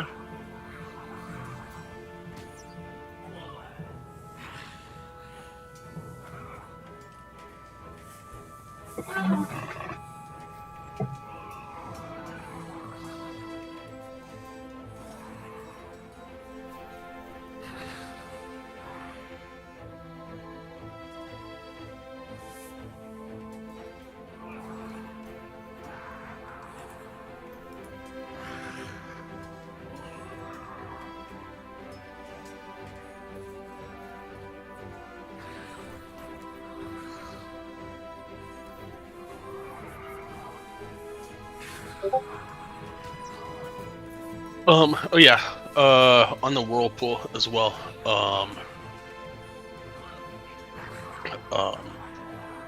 Soren seemed to be sucked into the whirlpool through the wall, and he is missing. Just FYI.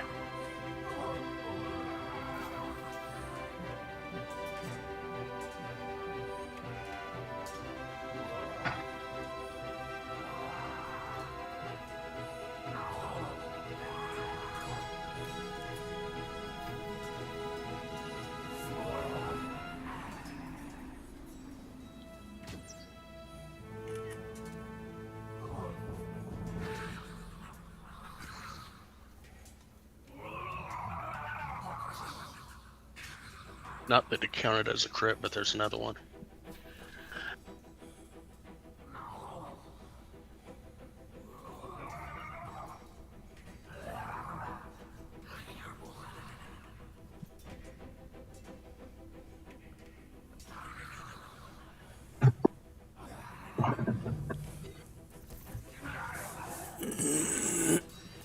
And Celestine is up.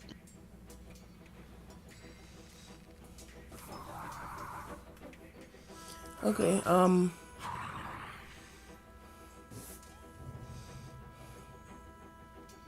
first thing I want to do is swipe everything off this altar. Take everything off this altar. Throw it in my bags. I would say that's probably your action. Makes sense. Bonus action, I'll go and throw Shillelagh. Okay.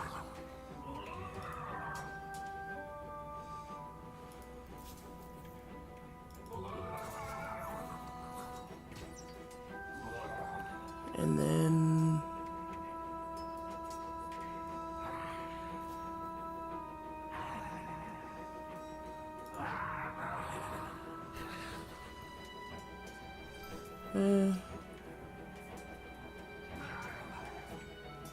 I'll go and stay here.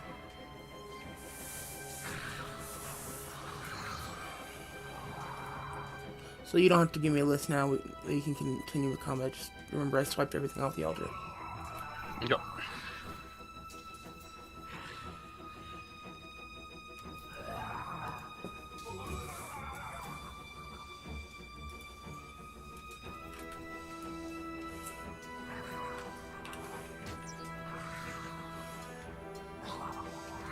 And that's it for me.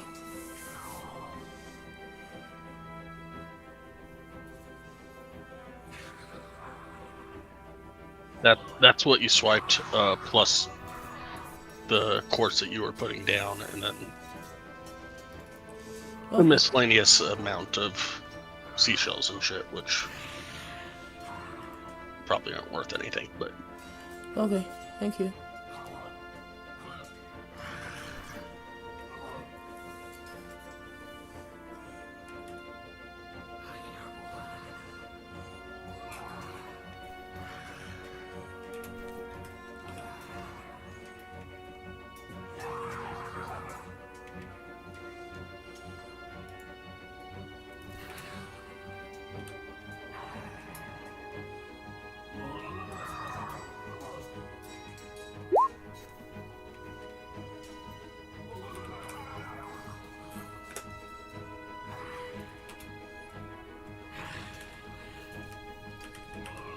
Wow,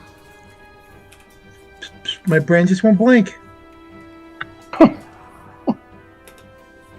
Claudette's rubbing off on Celestine.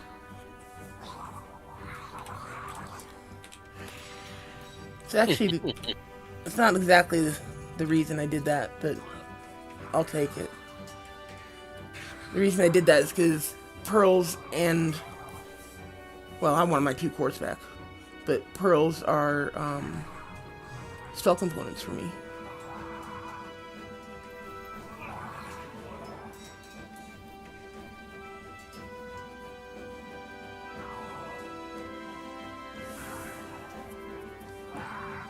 So,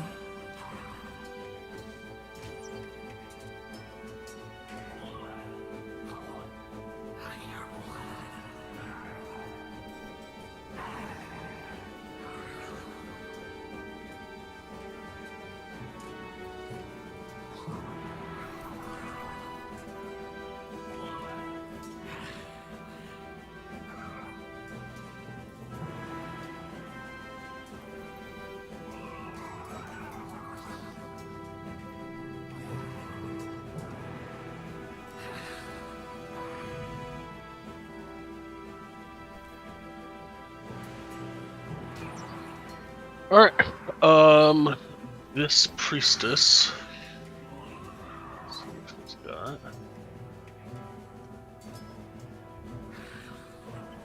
This priestess is going to shoot out at Celestine.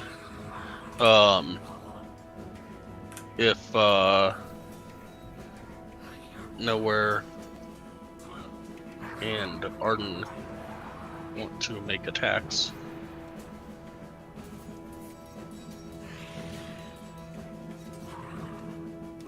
Yeah, I think I will. Me too.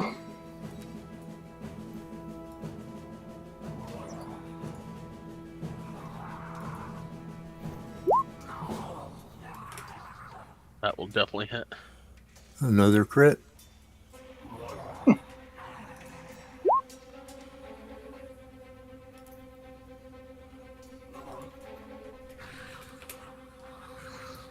That's just a reaction. Yep, that was a reaction. So it's just that one attack, and then Arden, you've got one attack as well.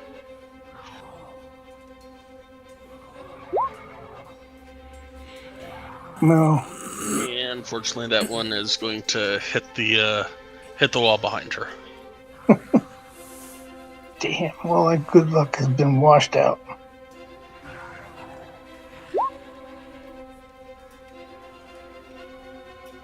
$21 against Celestine.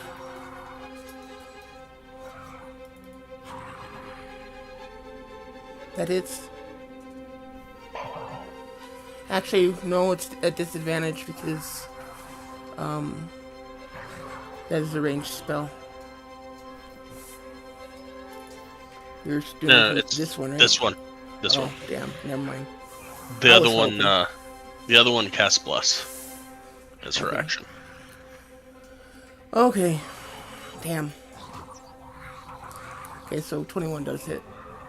All right, 12 radiant damage, and the next attack against you has advantage.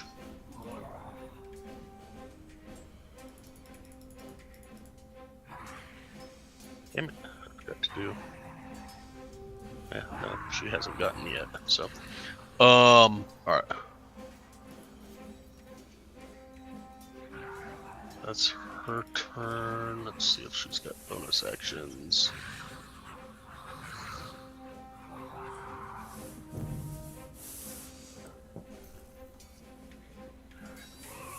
It's not have bonus actions. Okay.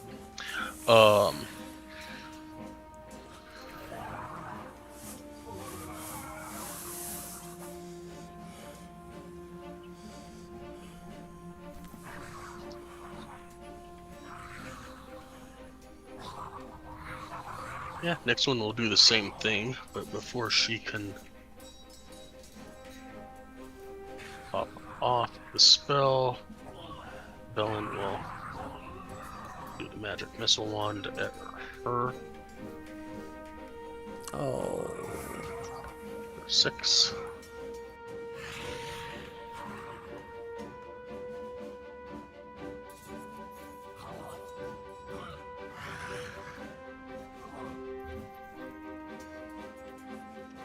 Uh, 19 against Celestine.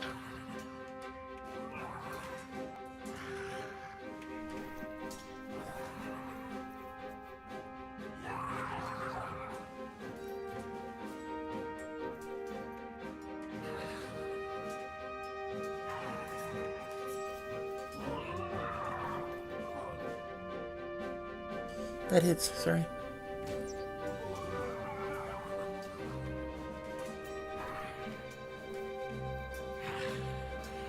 For 11 points of radiant damage.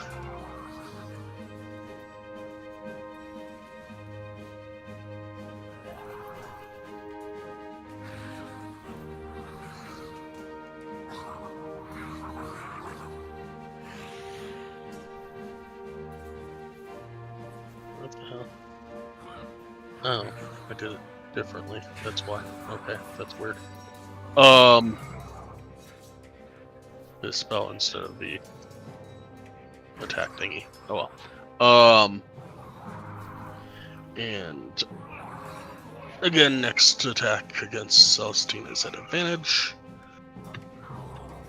And Arden, you are up. Beginning of the round. Let's see. No, I'm gonna do that. So Arden, go for it.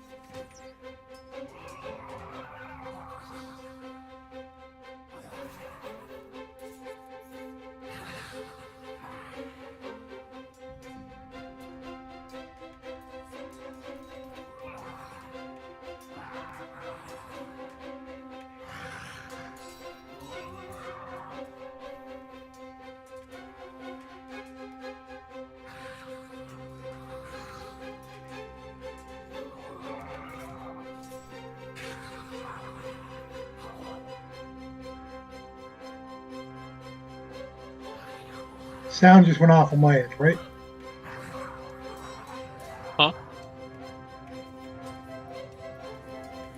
We hear the sound. I hear the sound.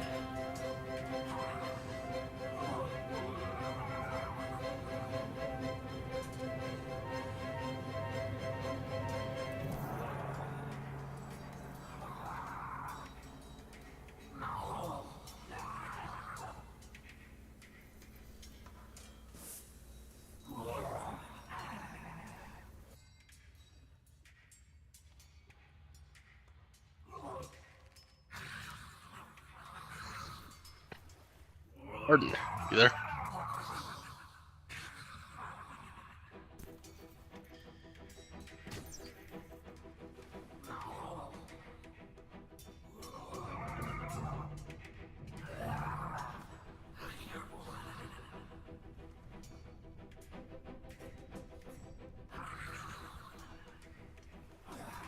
Alright, let's go ahead and take our 15-minute break, because it's 4:20 in. Yeah, I'm here.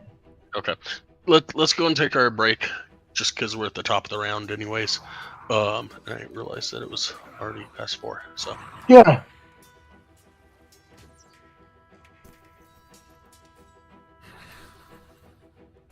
Sounds good.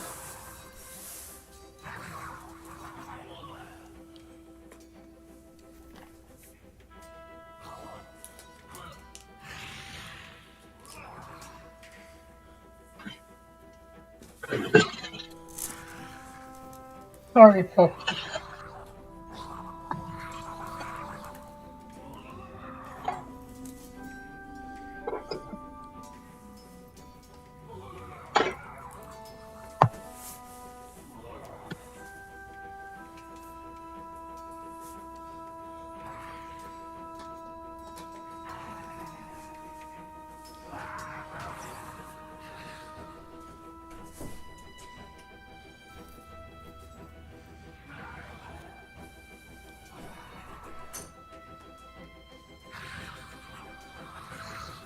Hey.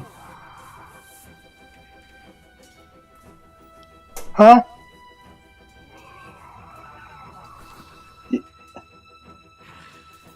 Yeah. Yes. I can see you.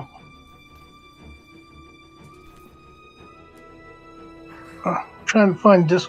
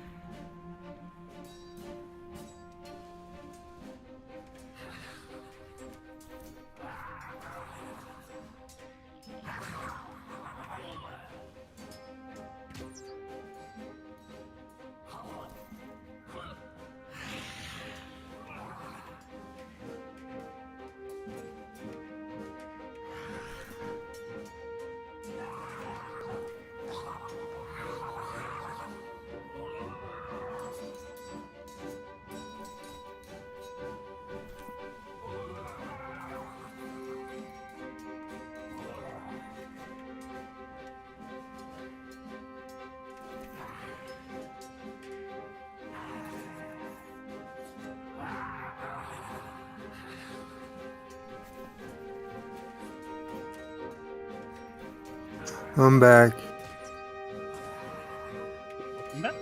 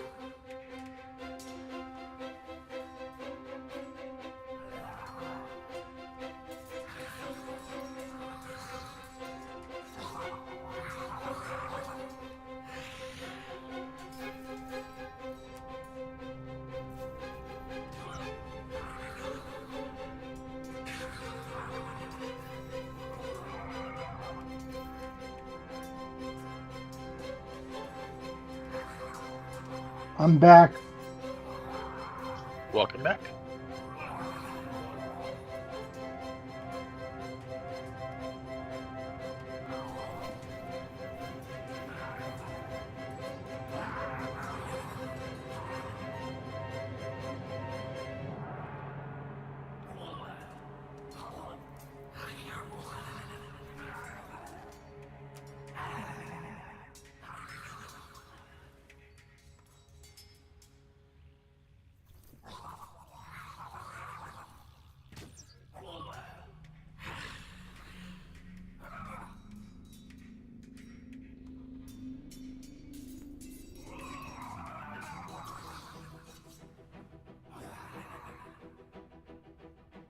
I'm back. Welcome back. I'm here too. All right. Arden, you are up. I'm up. Eeny, meeny, miny, mo. Which one of these characters has got to go? Okay.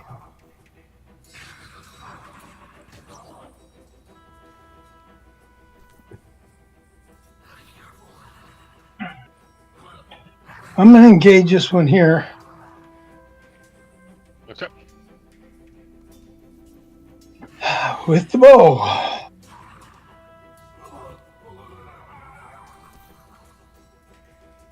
That'll hit. Oh boy.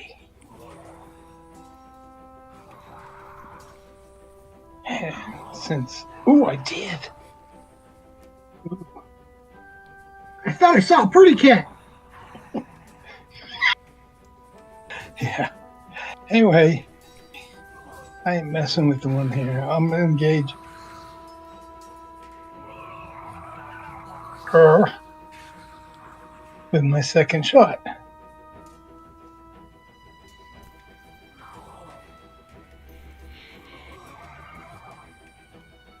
That will hit.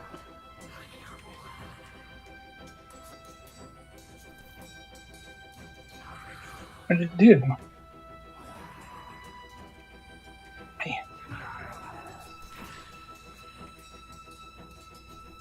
That hits. Okay.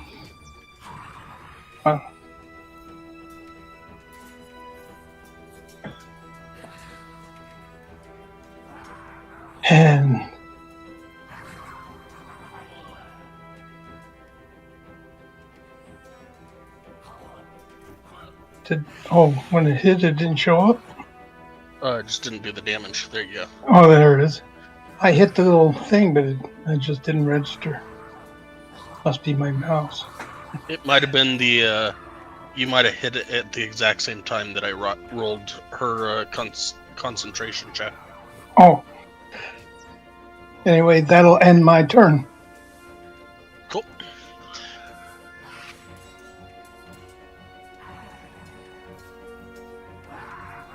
Bellen will stay out of this mess that y'all are in, and she will attack the one next to Arden. Oh, thank you.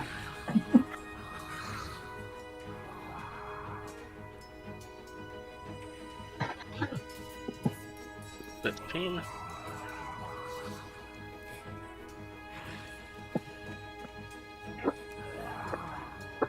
And Nowhere, you are up.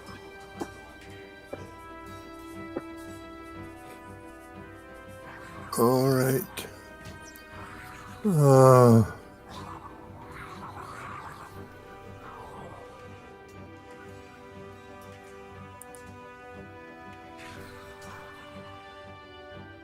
I think I'll attack this one.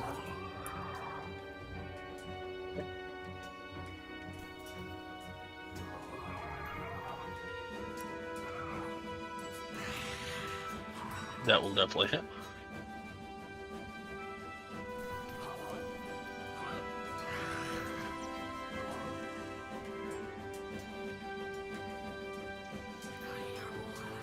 And once more.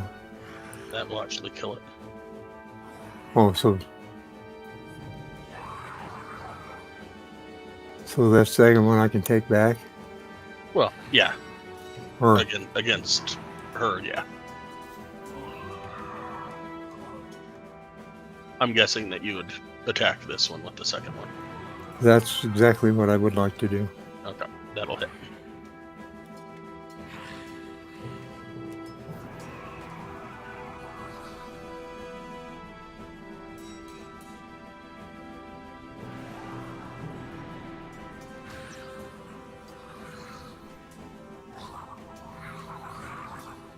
Okay, and that'll be the end of my turn. Okay. I need everybody to make me strength saving throws again.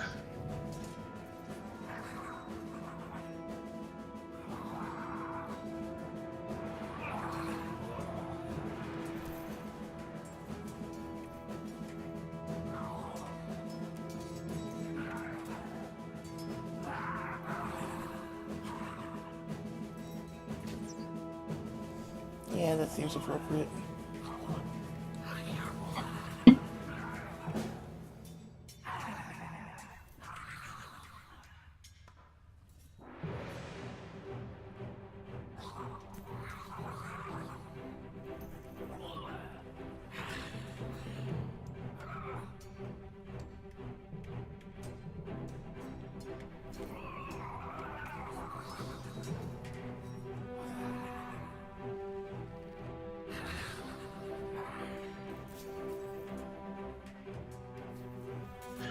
All right. Nowhere and Drake take 6 points of bludgeoning damage.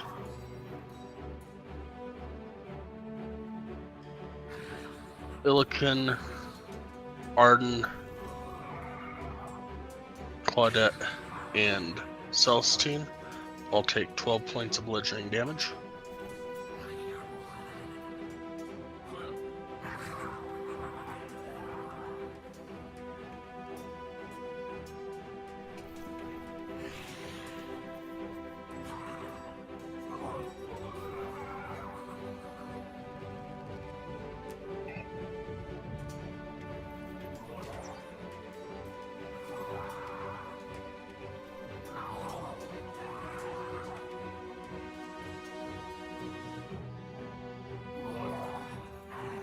And you watch as Celestine disappears from the room. Celestine, give me a dexterity save. Or no, acrobatics.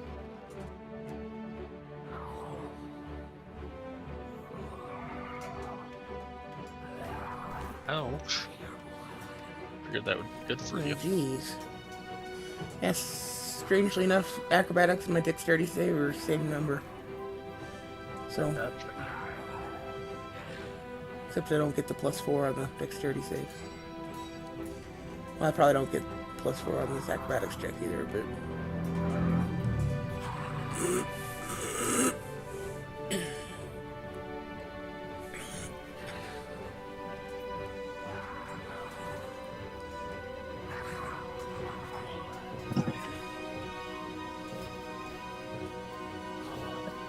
Thought I had it.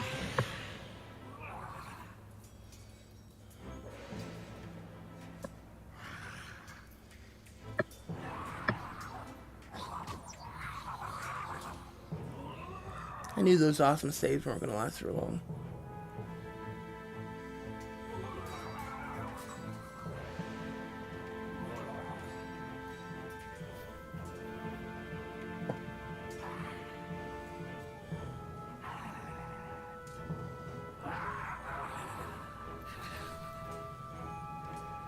Ilkin / Drake is up.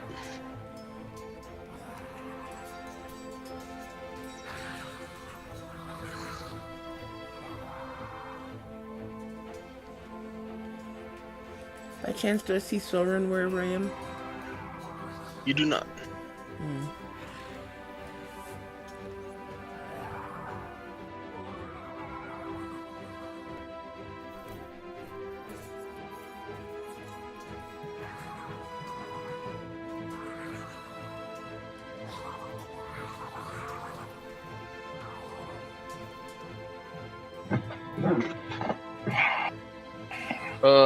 The 28 and the 15 hit, and the 21.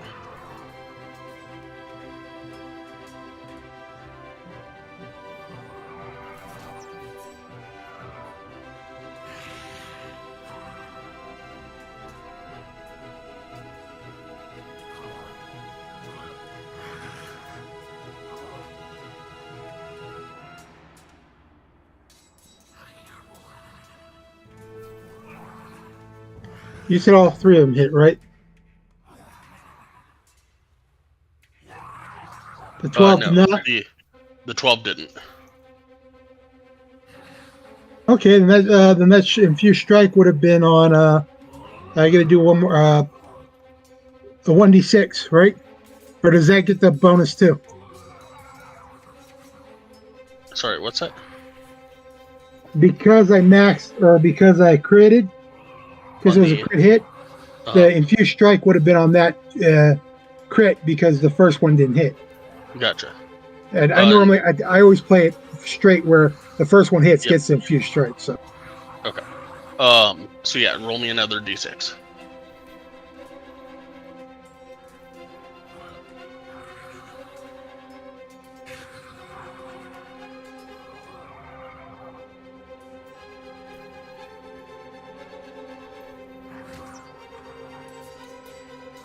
it gets it. It gets it.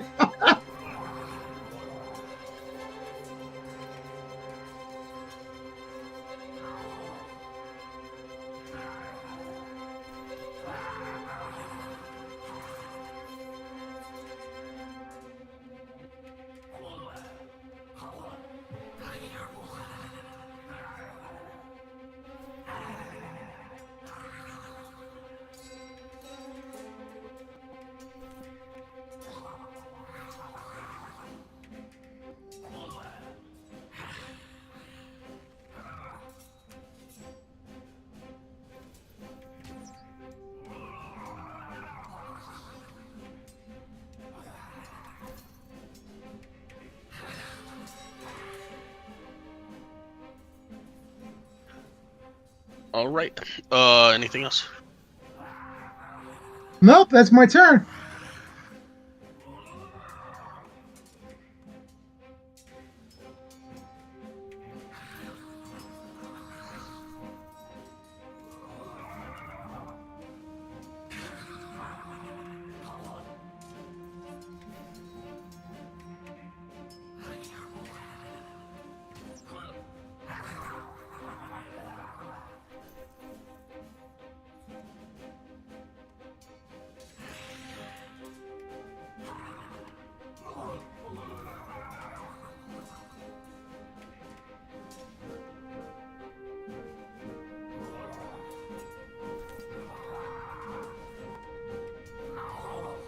I do not know for 100% certainty, but I would imagine Claudette seeing Celestine disappear would run off. So she's going to use her her movement, her action to dash, and her bonus action to dash. And as this is difficult terrain, going the opposite direction of the whirlpool, she will get to there.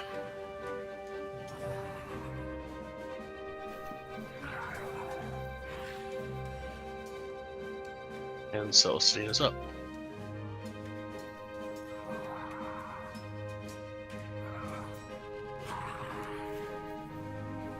Okay, I guess look around. Well, did I fall prone or? Oh, yes, I forgot to do that, huh? Okay, so I'll stand up.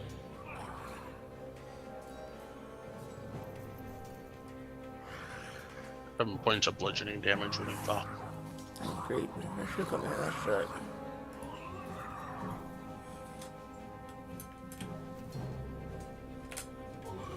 Okay, so I'll stand up and I will look around. There's this location that I'm in.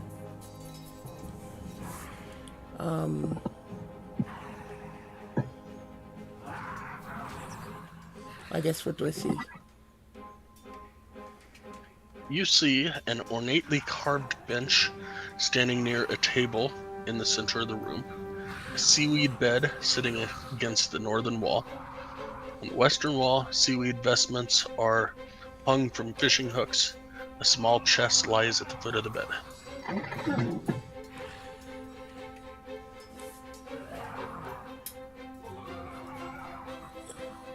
Oh, I'm in here, so I'll go ahead and check the chest. I'm assuming as my action. Okay.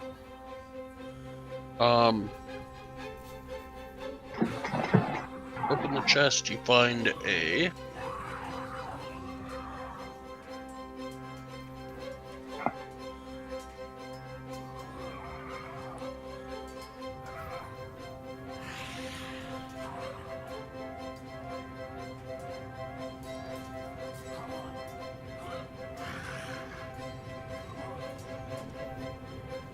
golden shark tooth necklace, as well as a holy symbol of Umberly.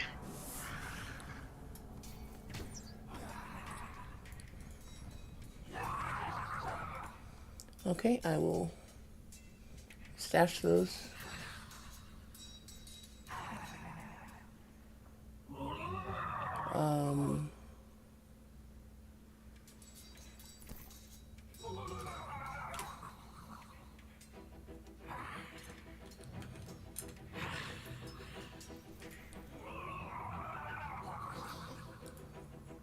See, so I stood up, that took 10, right? Yep. So 15, 20.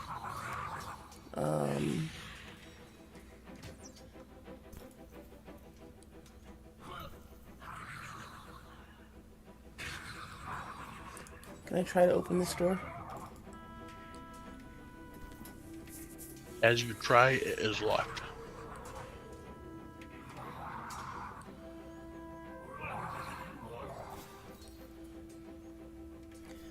Okay, then I will hang out here until next turn.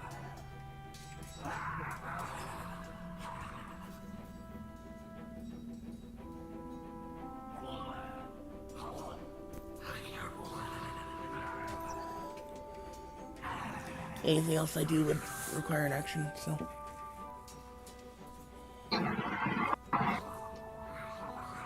High Priestess will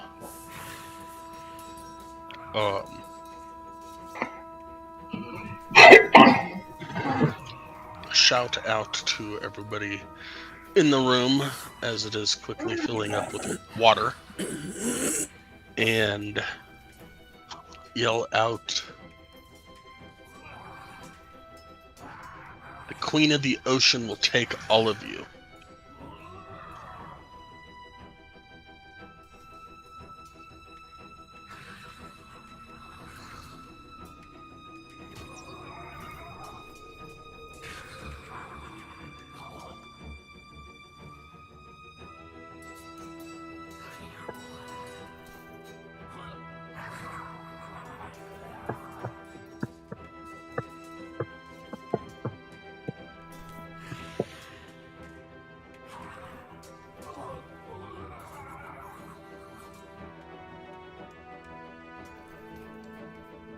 And she will look deep into Illiken's eyes.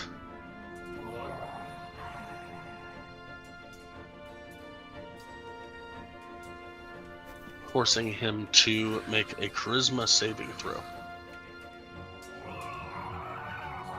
But she's not that pretty.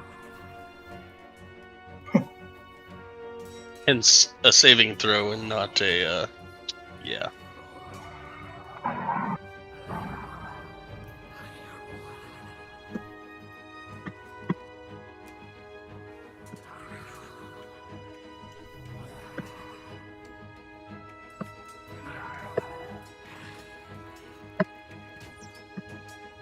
Spell save DC was 14, 11, and you are currently banished.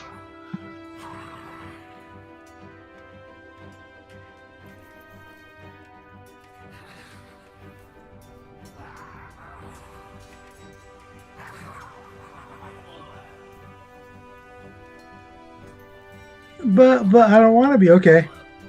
So I'm not in the game anymore. Cool.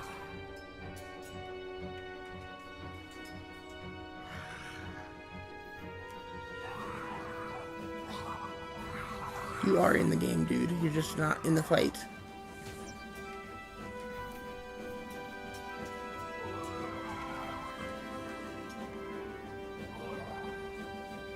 You gotta leave your toys and you just can't play with them.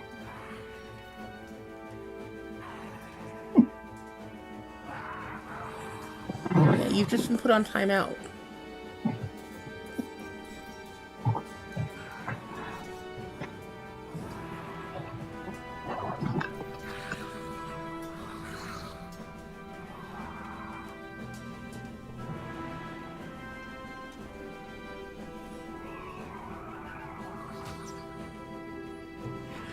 And with that, Arden, you are up.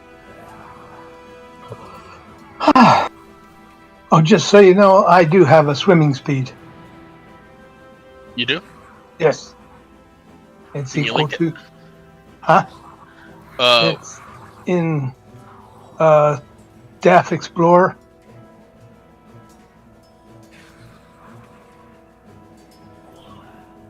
Under roving, 6th level, I gain 5, increase my speed by 5, and I gain my climbing speed and the swimming speed equal to your walking speed. Nice call. So you are immune to all the effects in here, as far as the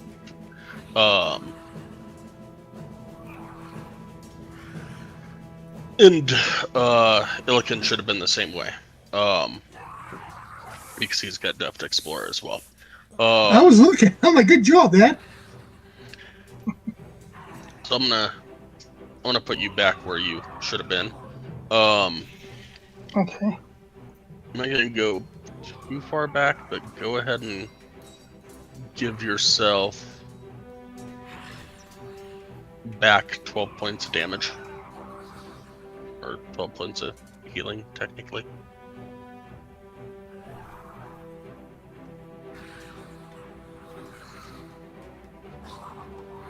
You should be max health plus plus 1 temporary hit point. No. I don't know. Whatever. I got it. I gave myself 10 temporary hit points and took 2. Okay, cool. there. So each time I call for whirlpool, you do not have to roll. Right. Good to know. I'm sorry it took so long. I knew I had it, but I couldn't remember where I saw that. You're good. So, my turn, huh? Yep. Okay, well, sweetheart done ticked me off. I'm going to attack her with my bow. That'll hit.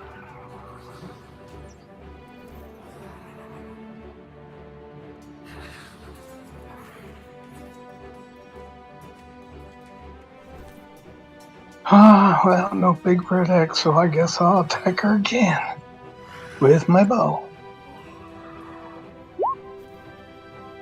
And that'll hit.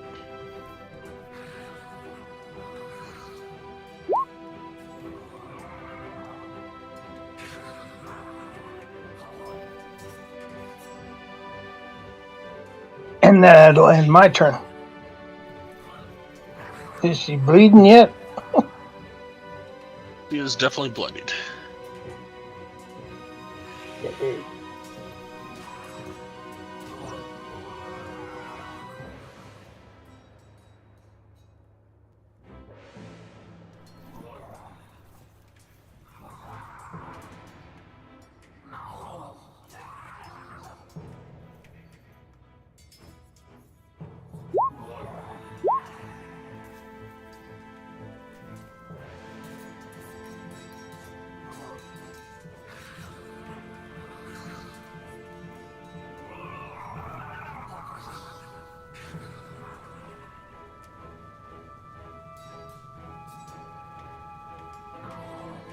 Ooh.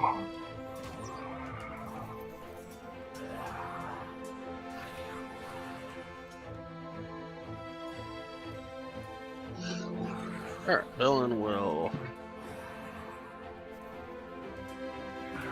send out more magic missiles.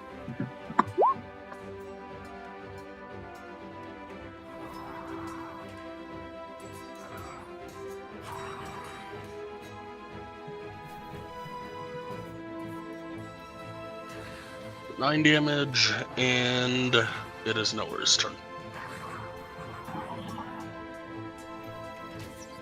I probably don't have a swimming speed. I wouldn't even know where to look.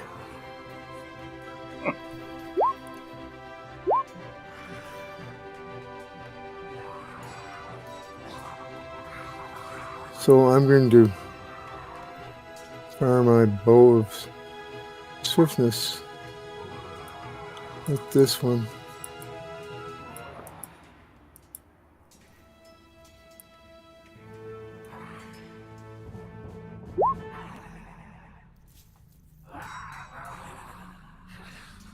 $15 will hit.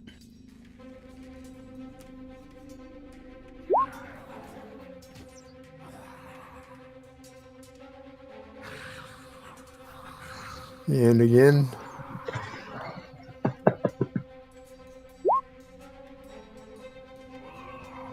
And 16 will hit.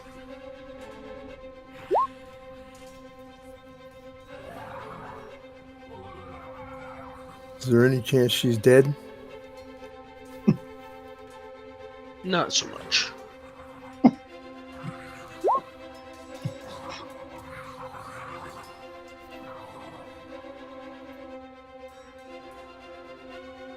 Stubborn old sea witch. Ariel can, she's really loving to hold her concentration on this.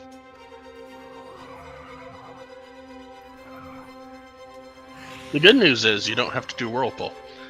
Not that you had an issue with strength anyways. But Drake and Nowhere need to do strength saves.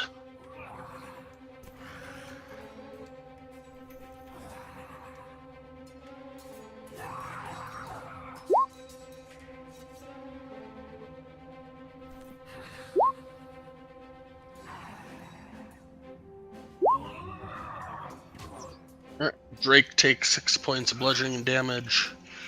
Elwar gets pulled in 10 feet and takes 13 points of bludgeoning damage.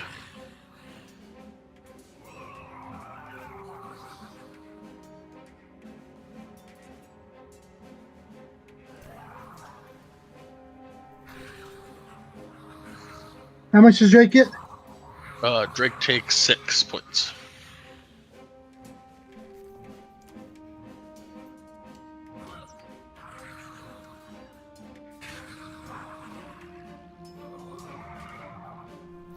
And with that, Drake can attack, and Ilkin is just looking at dead space.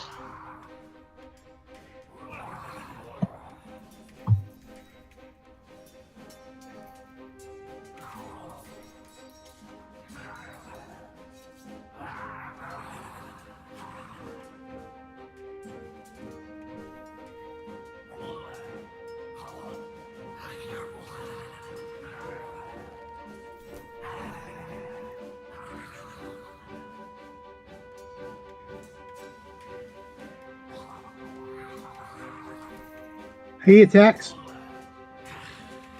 Oh, 16 will hit.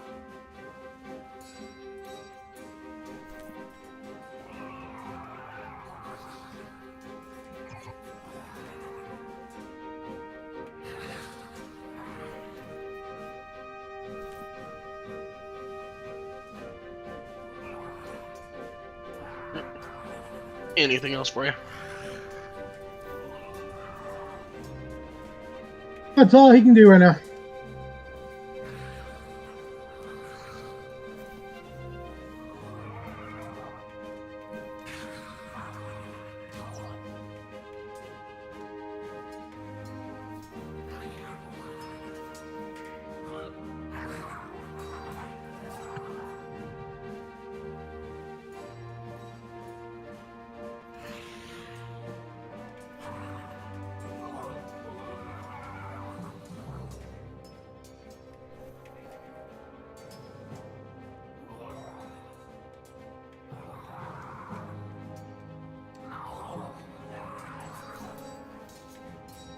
So, Steen, it is your turn.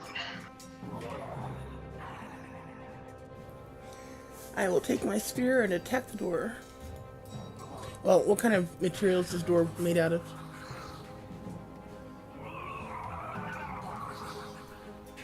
That's a great question. Looking at the map, I'm going to say wood just because that's what it looks like. Okay, then I'll straight up attack the door.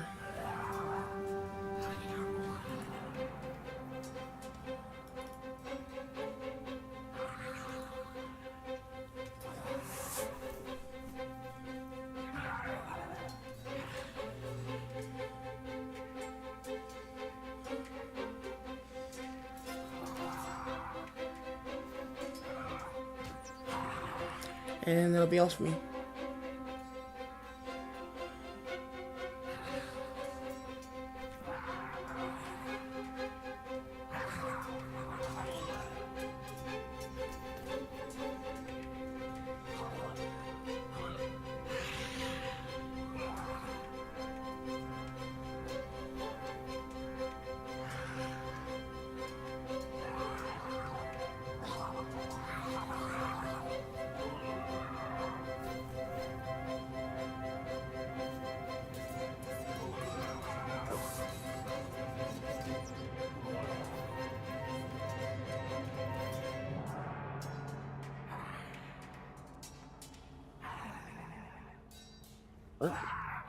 Looks like the door is splintering pretty good.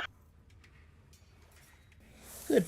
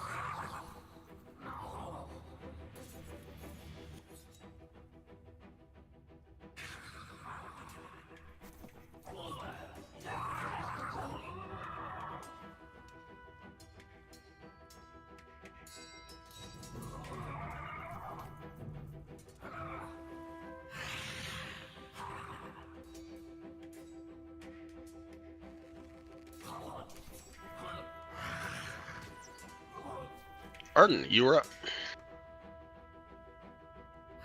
Okay. I'm gonna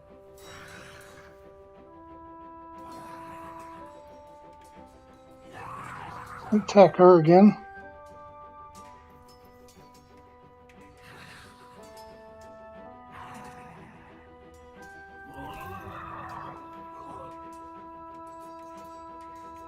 With the bow. That'll hit.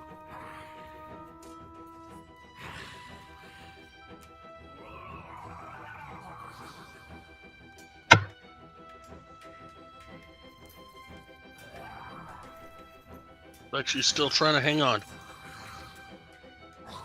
Well, then I'll have to do it again.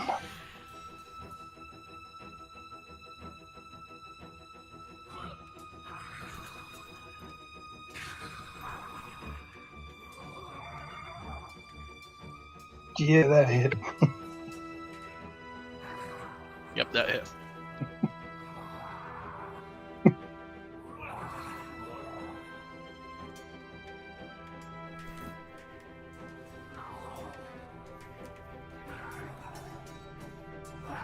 And as she dies, Illican appears right next to where she was. Yeah, I did good. Glad to see you back, Illican. I left.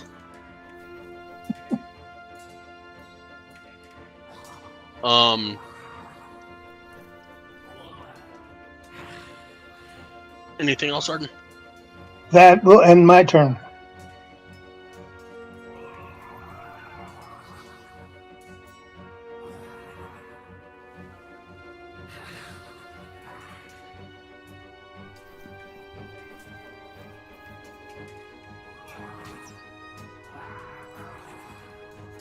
Nowhere. You were up. Looks like there's nobody in this room currently, but the whirlpool is still going.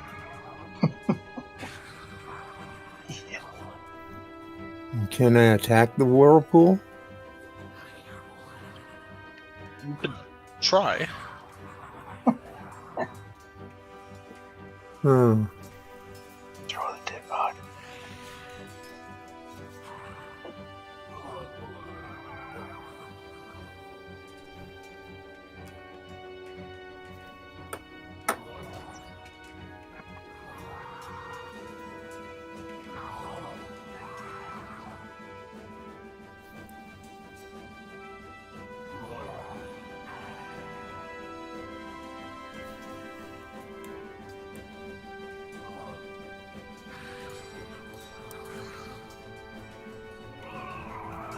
Well, I don't know what else to do, so. Sure.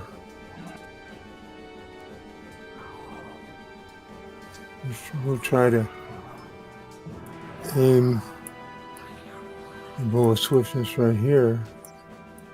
Okay.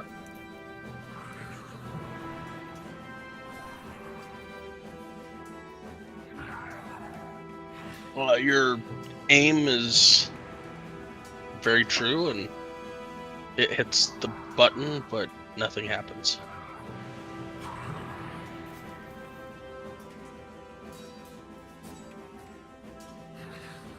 That's disappointing. Let's try it again.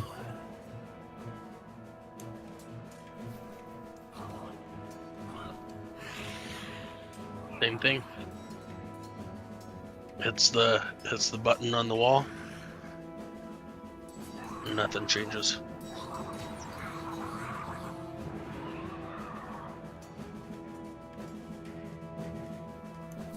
Okay. And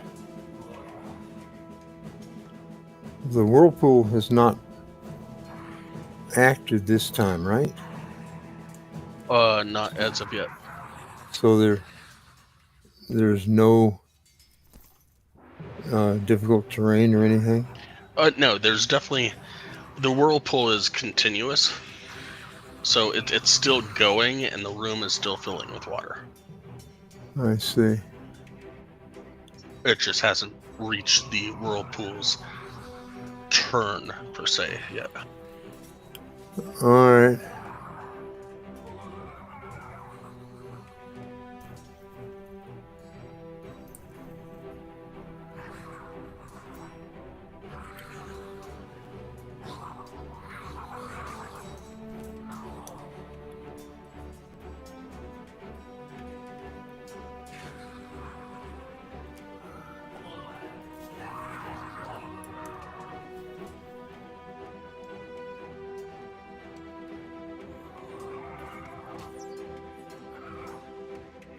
Oh, I think I went one too far.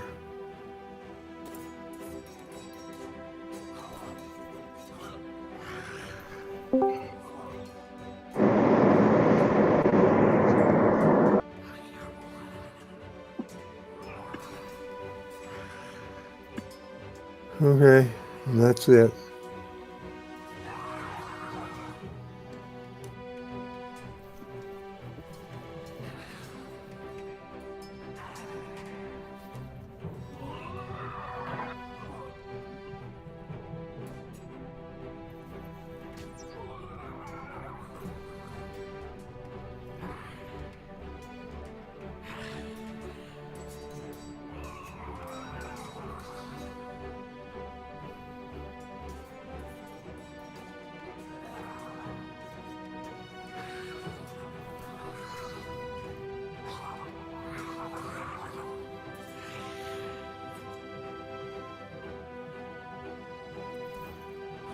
All right.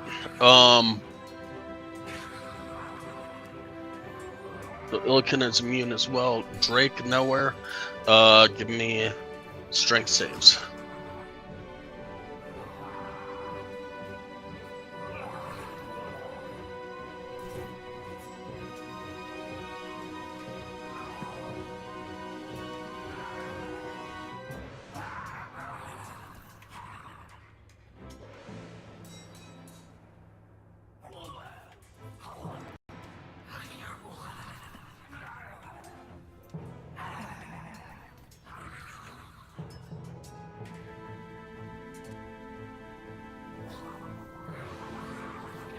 All right. Drake and nowhere take 9 points of bludgeoning damage as they are pulled in towards the whirlpool.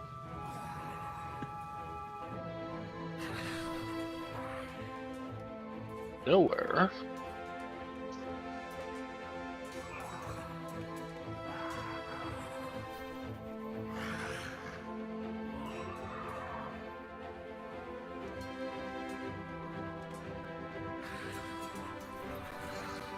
Disappears.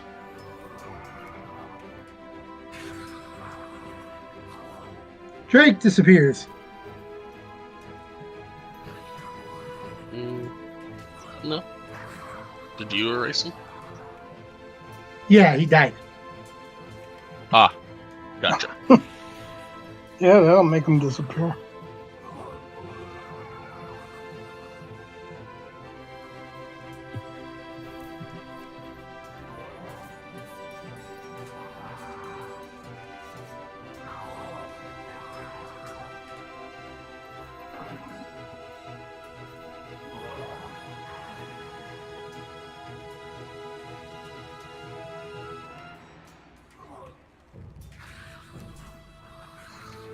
Alright, Celestine is up.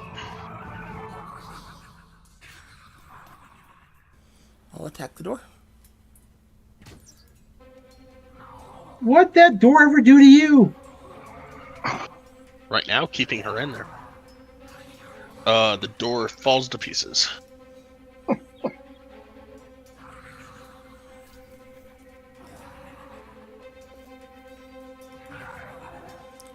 Okay, I will see, is this difficult terrain? No.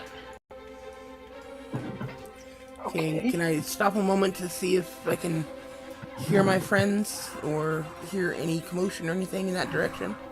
Yes, you hear from your left, which would be right on the map. a sound of rushing water. And to the right, which is left on your map, you hear just kind of like a splashing of water. Okay. So at the moment I have no indication of where my friends are. Right? You hear like you hear a whirlpool of water coming from this direction. Okay, then I will move that direction. 5, 10, 15, 20, 25, 30, 35. Okay, that's...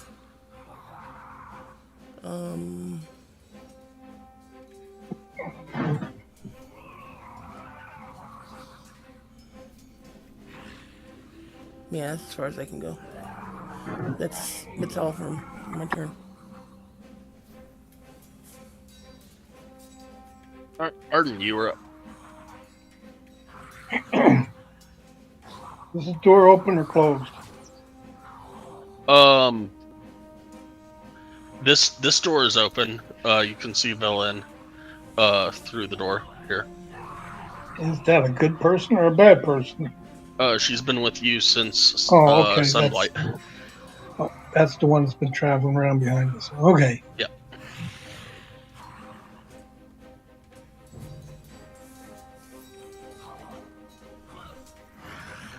Oh, man. I'm going to move to here.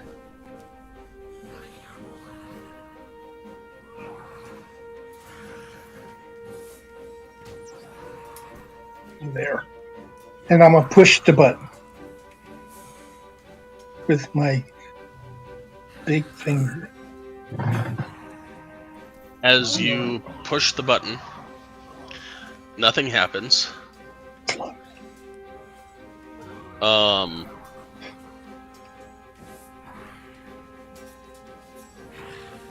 Crap, I didn't have...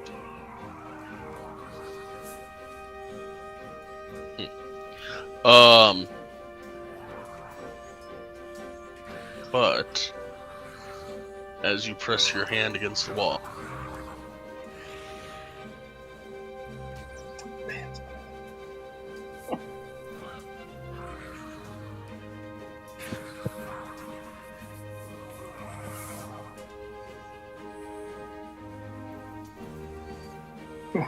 nowhere, that's where you are at. Arden, that's where you're at. Okay. Oh, look at that. Another one of them stupid creatures. So, I forgot to do this with Nowhere, and Arden. I need acrobatics checks.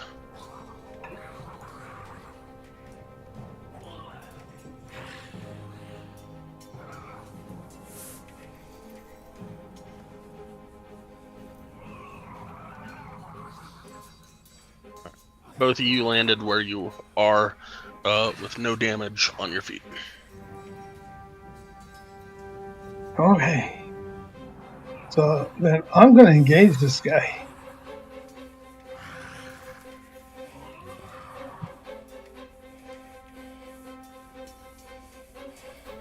With my bow.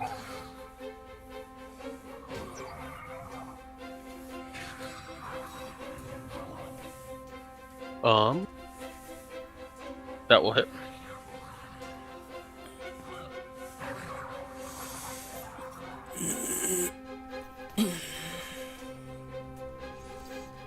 Obviously, he's not dead, huh? Nope. Well, then I'll just shoot him again. That will also hit.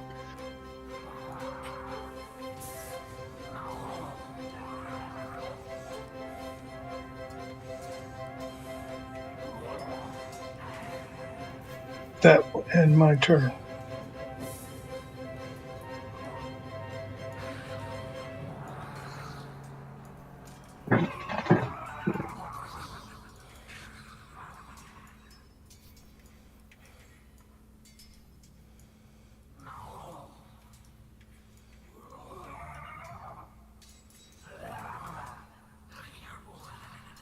Nowhere, you're up. All right.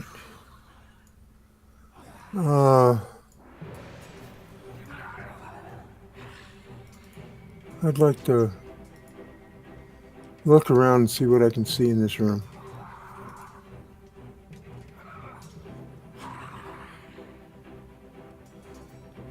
This plain room contains a seaweed bed, but it is otherwise devoid of furniture or decorations. And there is one of these fish people, shark people, on that bed, sleeping currently.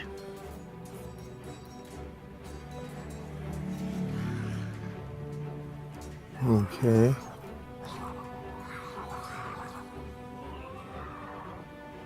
Bit bigger and buffer, than the other fish people that you have come into contact with. Okay.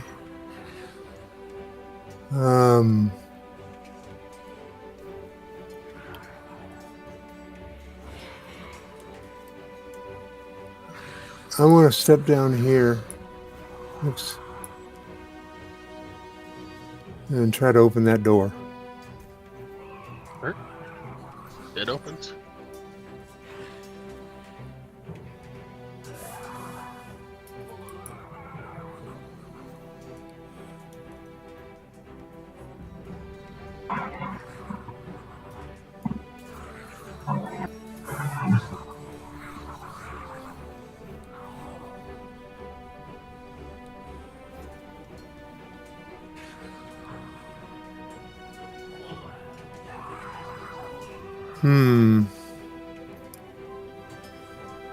That's 15.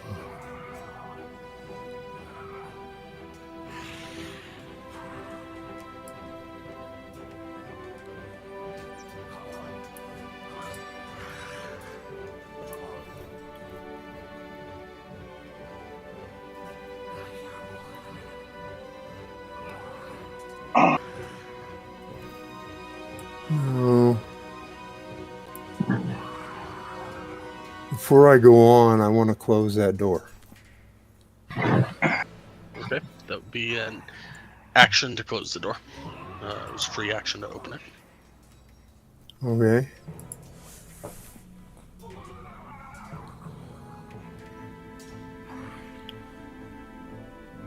And then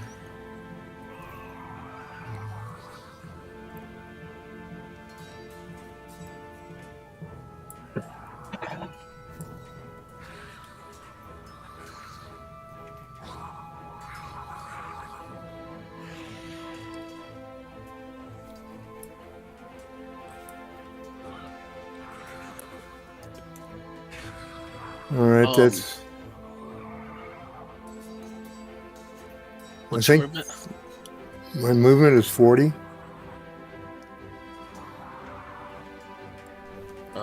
You're about three squares too far. Oops. One more back. There you go. Okay. And that's the end of my turn. Give me a stealth check as you close that door. Because I'm guessing that you tried to close it quietly to not wake the fish dude. Definitely. As far as you can tell, it was pretty quiet. All right, and that's the end of my turn.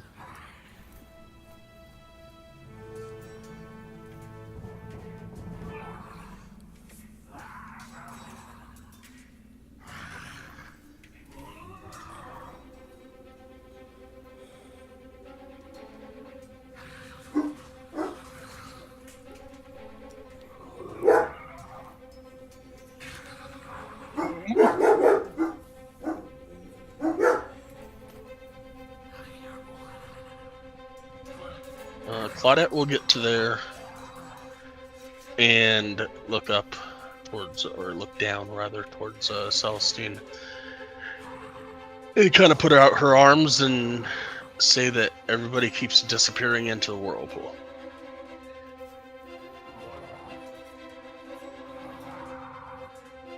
And she'll step back to there. And it is Celestine's turn. Celestine. Everybody keeps disappearing until the whirlpool. Nice of you to join us. I've been here for about 2 rounds. I'm just in the Nice. car.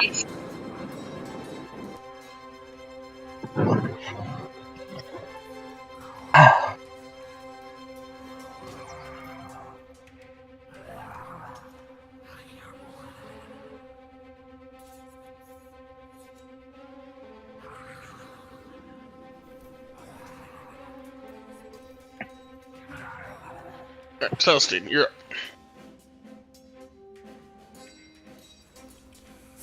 So was that supposed to be an implication I shouldn't be coming this way, or? No?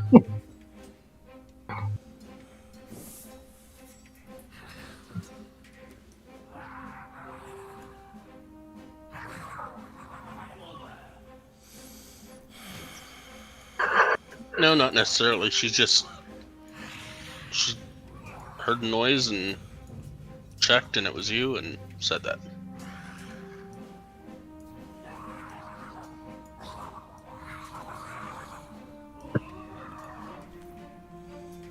Well, then...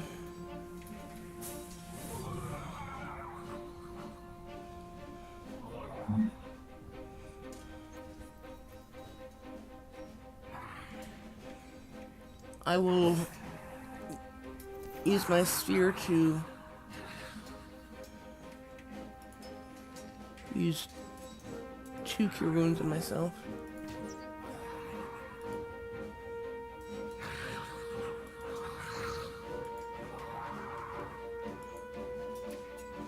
Oh, yay.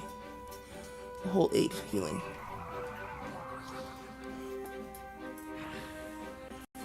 One suck, people.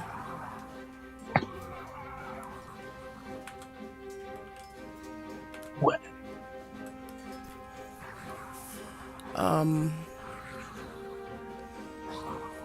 Other than that, I will wait here.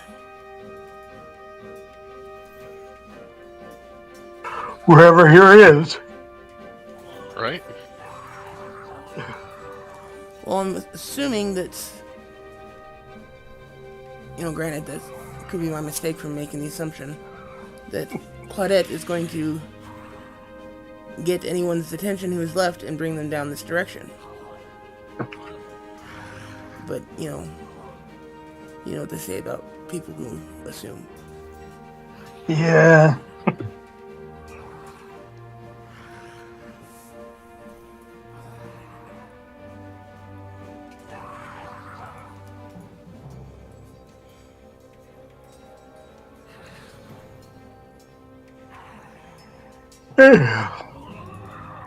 And that's it for me.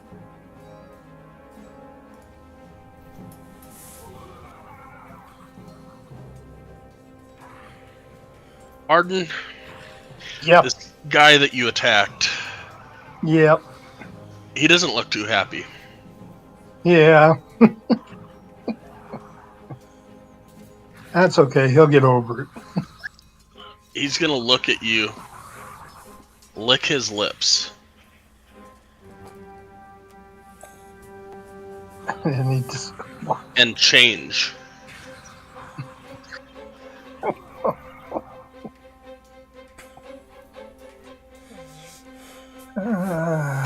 We get our first Van Peel in the group? Come on, Dad. Get bitten. Get bitten.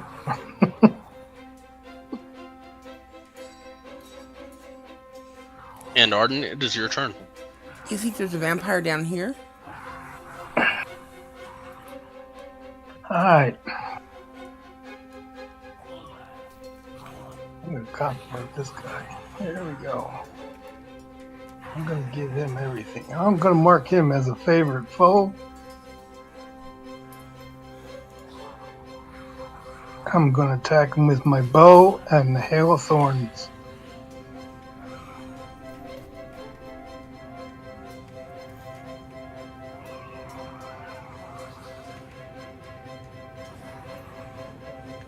think he is doing a really excellent job at looking scary, because he's about 10 feet tall and very muscular, with the head of a shark. And your arrow went totally wide. Yep. So I'm gonna attack him again because I just feel like it.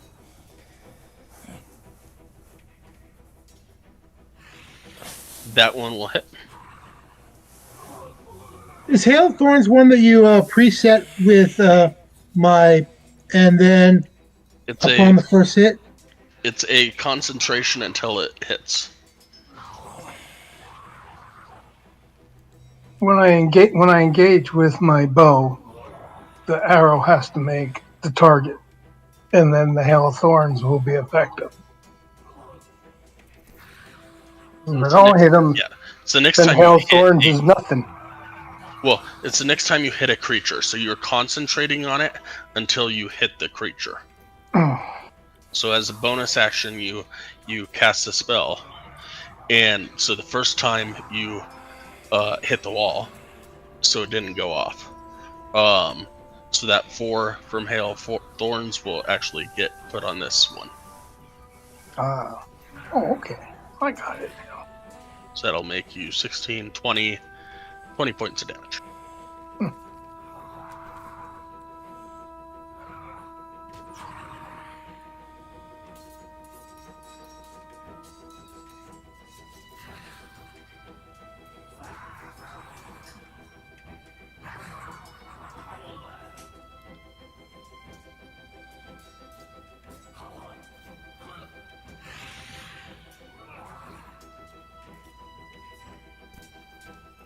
Oh, that ends my turn.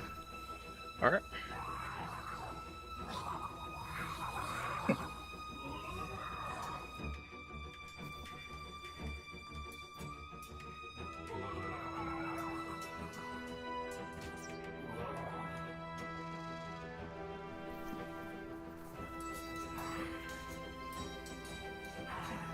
Velen will yell down towards Illiken and say,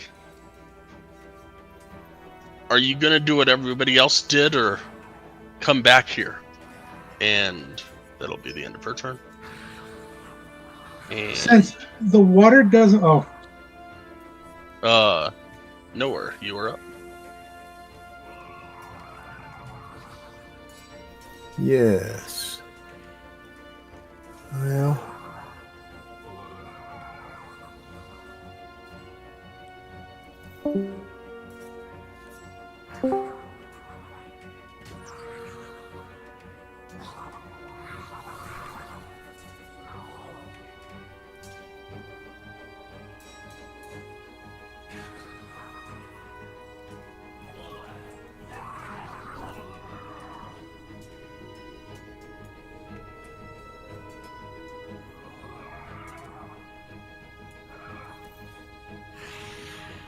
I'm going to move there and try to open this door. All right. It opens. I see. And can I peek inside and see what's there?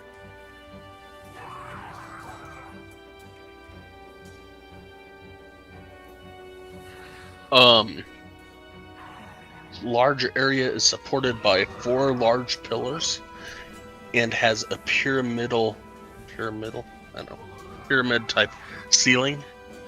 2 tables with benches are set in the center of the room, with beds of seaweed arrayed around the perimeter. 4, let's see here.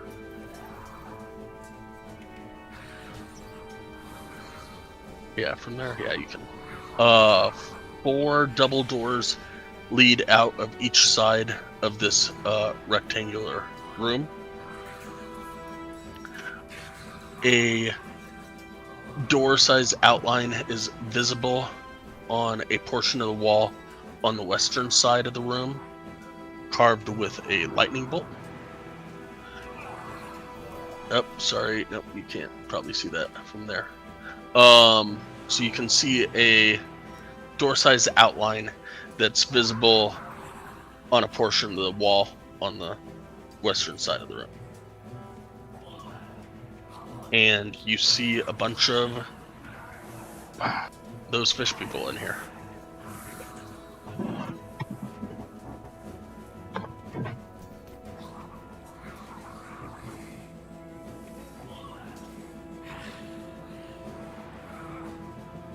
I'd like to very stealthily close the door again. Stealth check.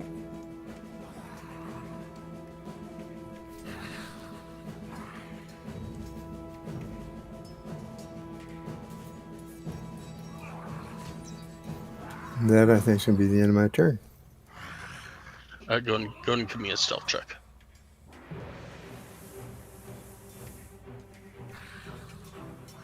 Alright. Gee, another crit, and I don't even get anything special for it.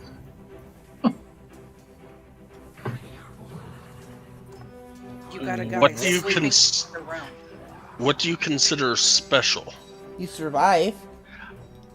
I consider the fact that 1, 2, 3, 4, 5, 6, 7, 8 fish people not getting alerted to your presence is pretty damn special. No, no joke. True enough. I was just thinking something extra, but you know, I'm always kind of the greedy sort. That's the end of my turn. You and Burheist both. I resemble Well- their work. Maybe not to his extent, but Yeah. I'm going to say, I'm not that bad. alright, Claudette, When it welcome to comes the to game. damage, you are. What? I said, when it comes to damage, you are. Everything else, I'm greedier. Real quick, Claudette, before you start moving. Y'all were in here. There is a whirlpool that is coming from the wall down at the end of this room. The room is filling up with water pretty quickly. Has been for the last 4 rounds. And you have watched, I figured, I didn't know, but I figured you were somewhere down here-ish. And there real quick. You were somewhere down here, trying to fight something when Celestine got sucked into the whirlpool and disappeared. And then I figured you at that point probably would have tried to escape the whirlpool. So it's difficult terrain as it's filling up with water. You are safe where you're at right now, but there's definitely water in here. It's not seeming to escape the room, but it is filling up the room. And yeah, at some point you went over here, opened this door, got up to here, looked down the hall, didn't see anything, came back, came over here, then came back here, hearing Celestine in the hall, told her what you heard in Discord, and are currently back where you're currently at. So does this go up or down? It goes down towards Celestine. Okay. And does this hallway go up or down? At this level, it's straight, but you guys went down to get where you're at. So where did we go to go up? Let me walk you through it. So you were over here. You went down these stairs. Then you went around and down these stairs. And then, Okay. yeah. Alrighty. So my friends keep getting sucked down the whirlpool. And I have no idea where to go next. I know where Celestine is, and I know where Velen is.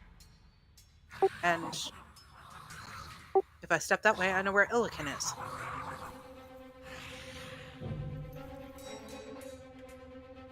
Okay.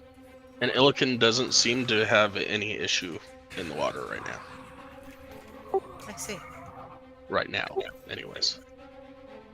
I wouldn't have an issue in the water either. Well, he has a swim speed, so he's immune to the effects of the whirlpool. Gotcha. Of course, if it fills all the way up with water, he might have a hard time breathing, but that's another thing altogether. Okay. So, this is difficult terrain. Is this area right here difficult terrain?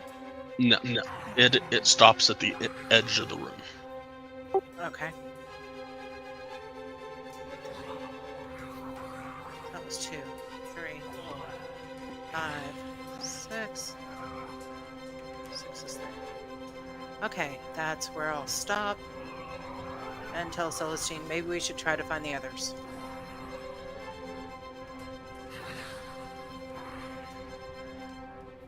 I guess before I moved, I yelled to Illiken that we need to try to go find the others.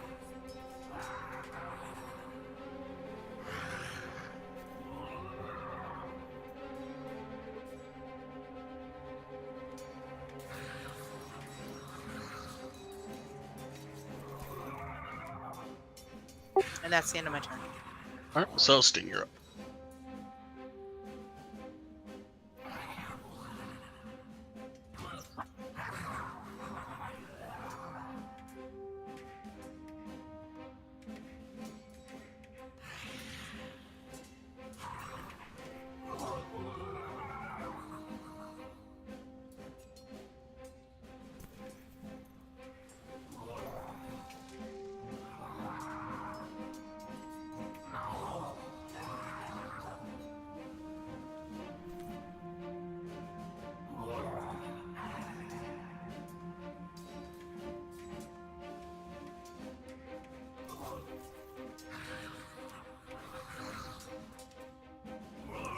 I guess I'll just wait here for whoever else is in the room. And, because I heard her yell at people in the room. Alright.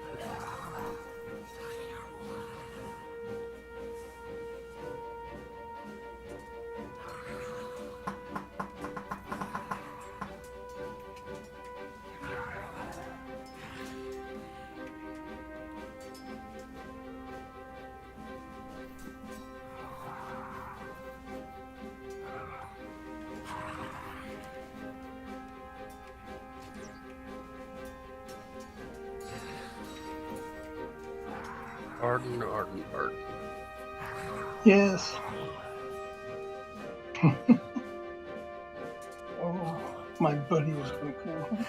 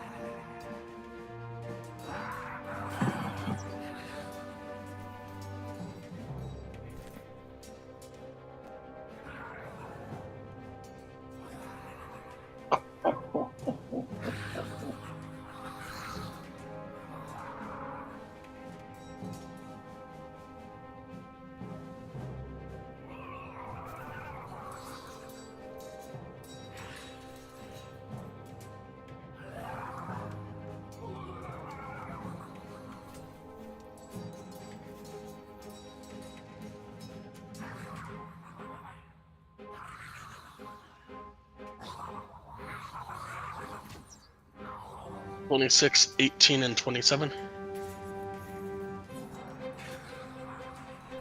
Oh, all three of them hit.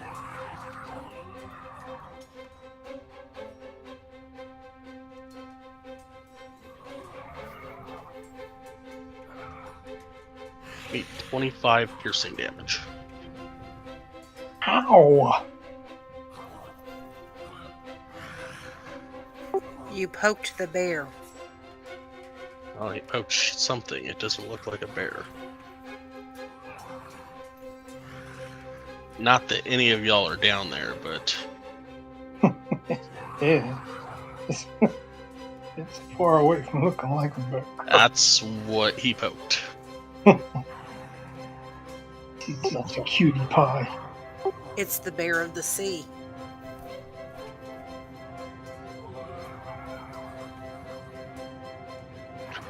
With that, Arden, it's your turn.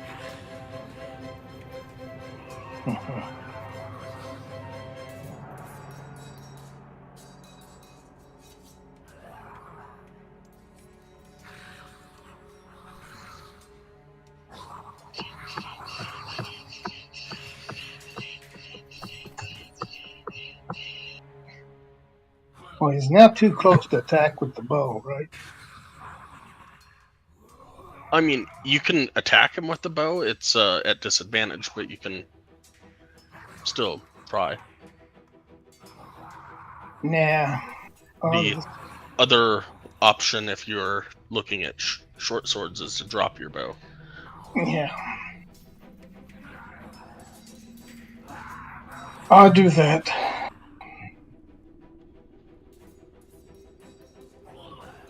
Wait a minute. Does the creature have, since I can't see it and what he's looking at, does the creature have the lines on him? So I'm imagining he's doing this. No, he's too close. Sorry, what's that? Does the creature have the vines on him from thorns that he used last round? Oh, yes, you're good point. Let me see what that does.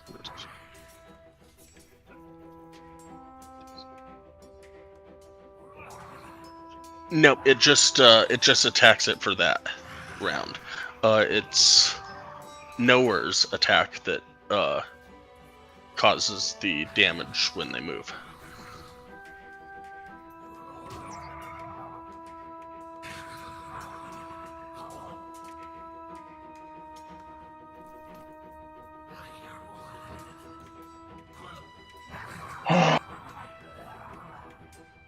He's too close to use that. Boy, that would have been something.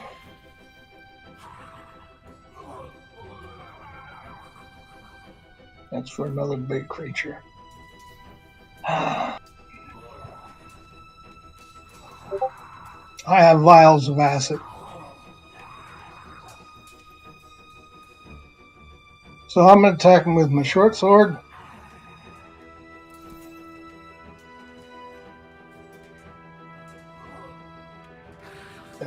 That will. Let's see here. Yep, that will hit.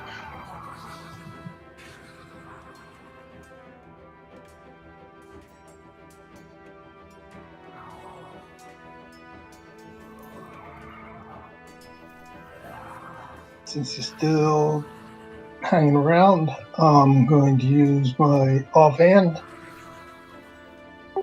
Got 10 roof. Rusted.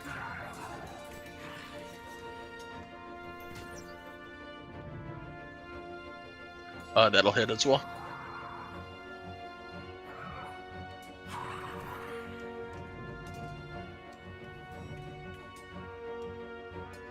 Is he bleeding yet?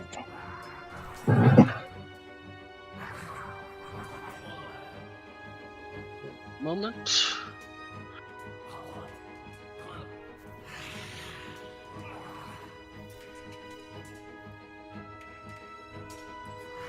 Not even close. You barely scratched him. Don't forget you have one more with your main hand. I know. Okay. It's hammer.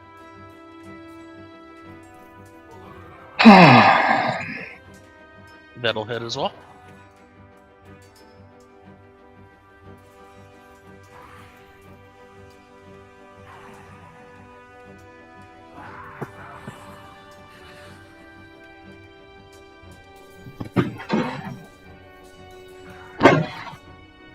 I know I didn't kill him, but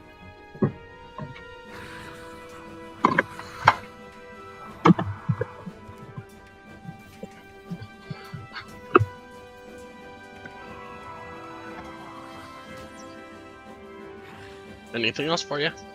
no, that ends my turn. You can let it go that way. Going well.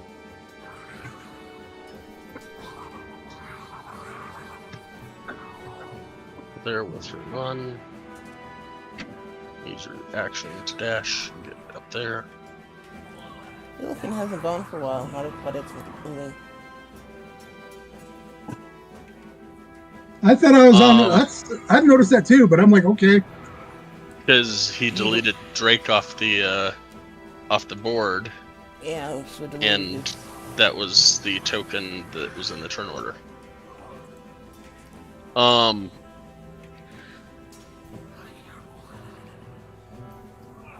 Do you remember where you were looking? I was 17.5. Okay, so you should be. Did we miss 1 or 2 of your turns? 2. Okay, go ahead and take 2 turns. Okay, well, because I don't see my character anymore. Right there he is. Yeah, somehow. I'm gonna look around. Everybody's gone. I see no way to. Well, since the water doesn't affect me, it is flooding. I'm gonna do a quick investigation and see if there's any way that I can see to turn it off since something's attacking.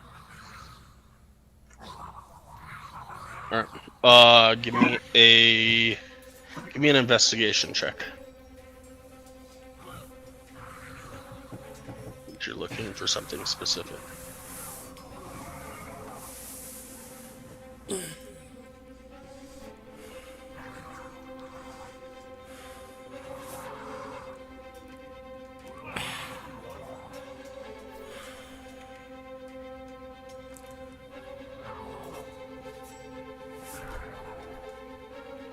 Investigation, not medicine.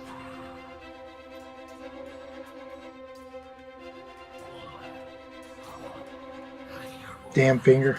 You cannot figure out how to turn this off, or if there is a way even to shut this off. Okay, then I'm going to see if I can leave. Sure. Right, how deep is the water right now? This is the first turn, not the second. 45. 45. So this would have been 44. We'll say it is 4 feet. It's 4 feet up.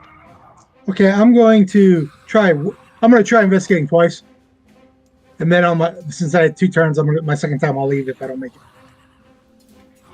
Okay.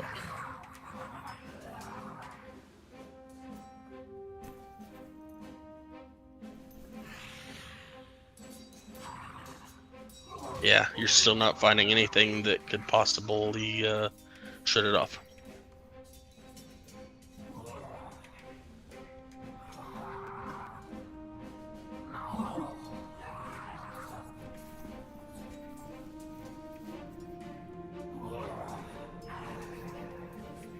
And you notice that the difficult terrain does not seem to slow your movement.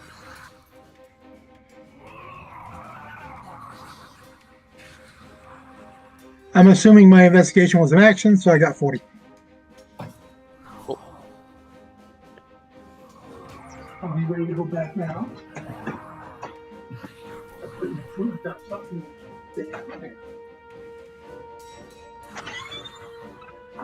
All right, Claudette, you're up. Okie dokie.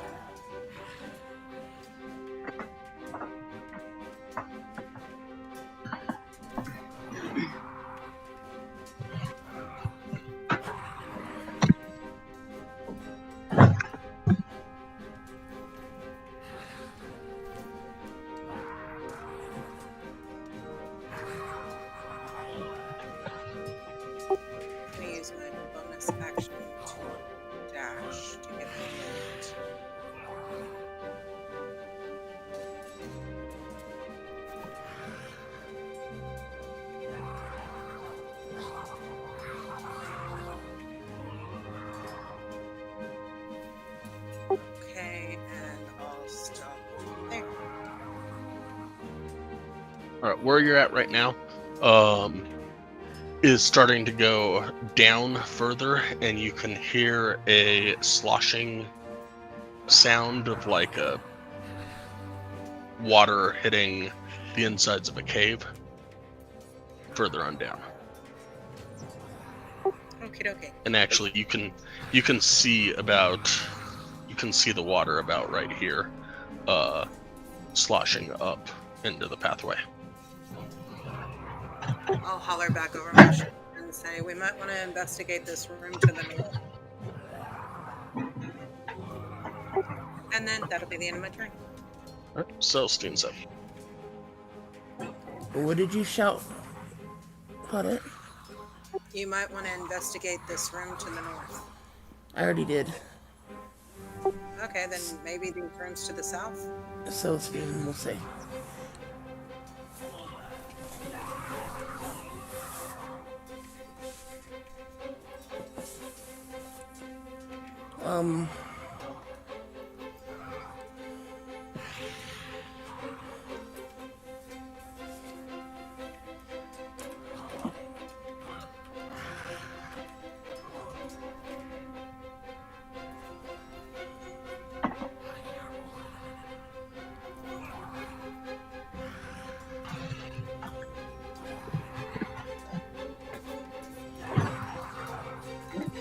That's pretty much all I can do. Let's move.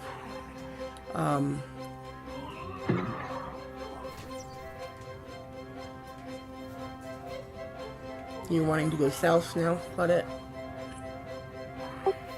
I'm thinking that would be a good idea. Maybe we can find our compatriots. Okay, I'll go ahead and dash, bring my character here, and wait for the others to show up. And that'll be it for Celestine.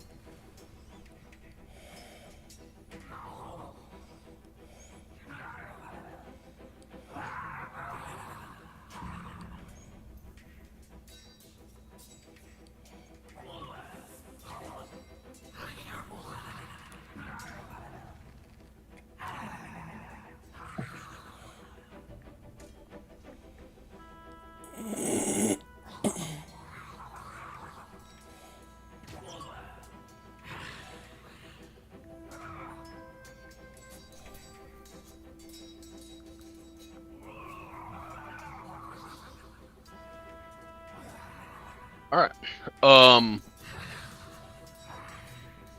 22 and a 21 on Arden. Oh. Yeah.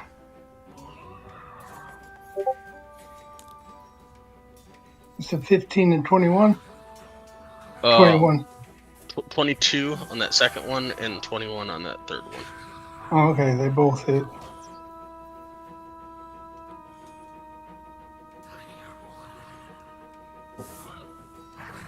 Me 2 Constitution saving throws. Okay.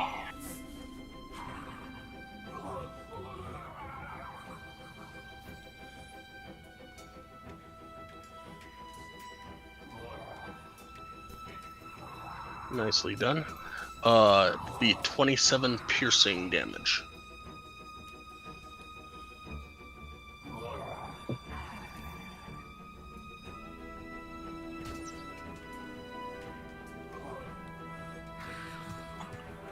Do we hear his attacks at all?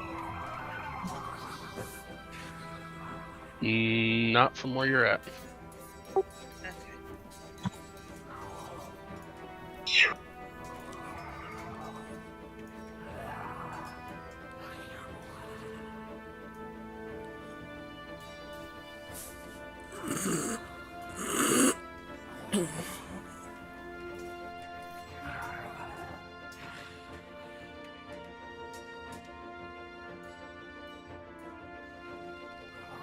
And with that, it is 6 o'clock, so let's call this till next week. All right. So I can linger on the verge of death for a whole week. Yes, sir. Always a good thing. Just gonna put this out there, guys. I didn't think anything I said was so bad that somebody would. Hold. Or somebody would. Hold. We're still recording.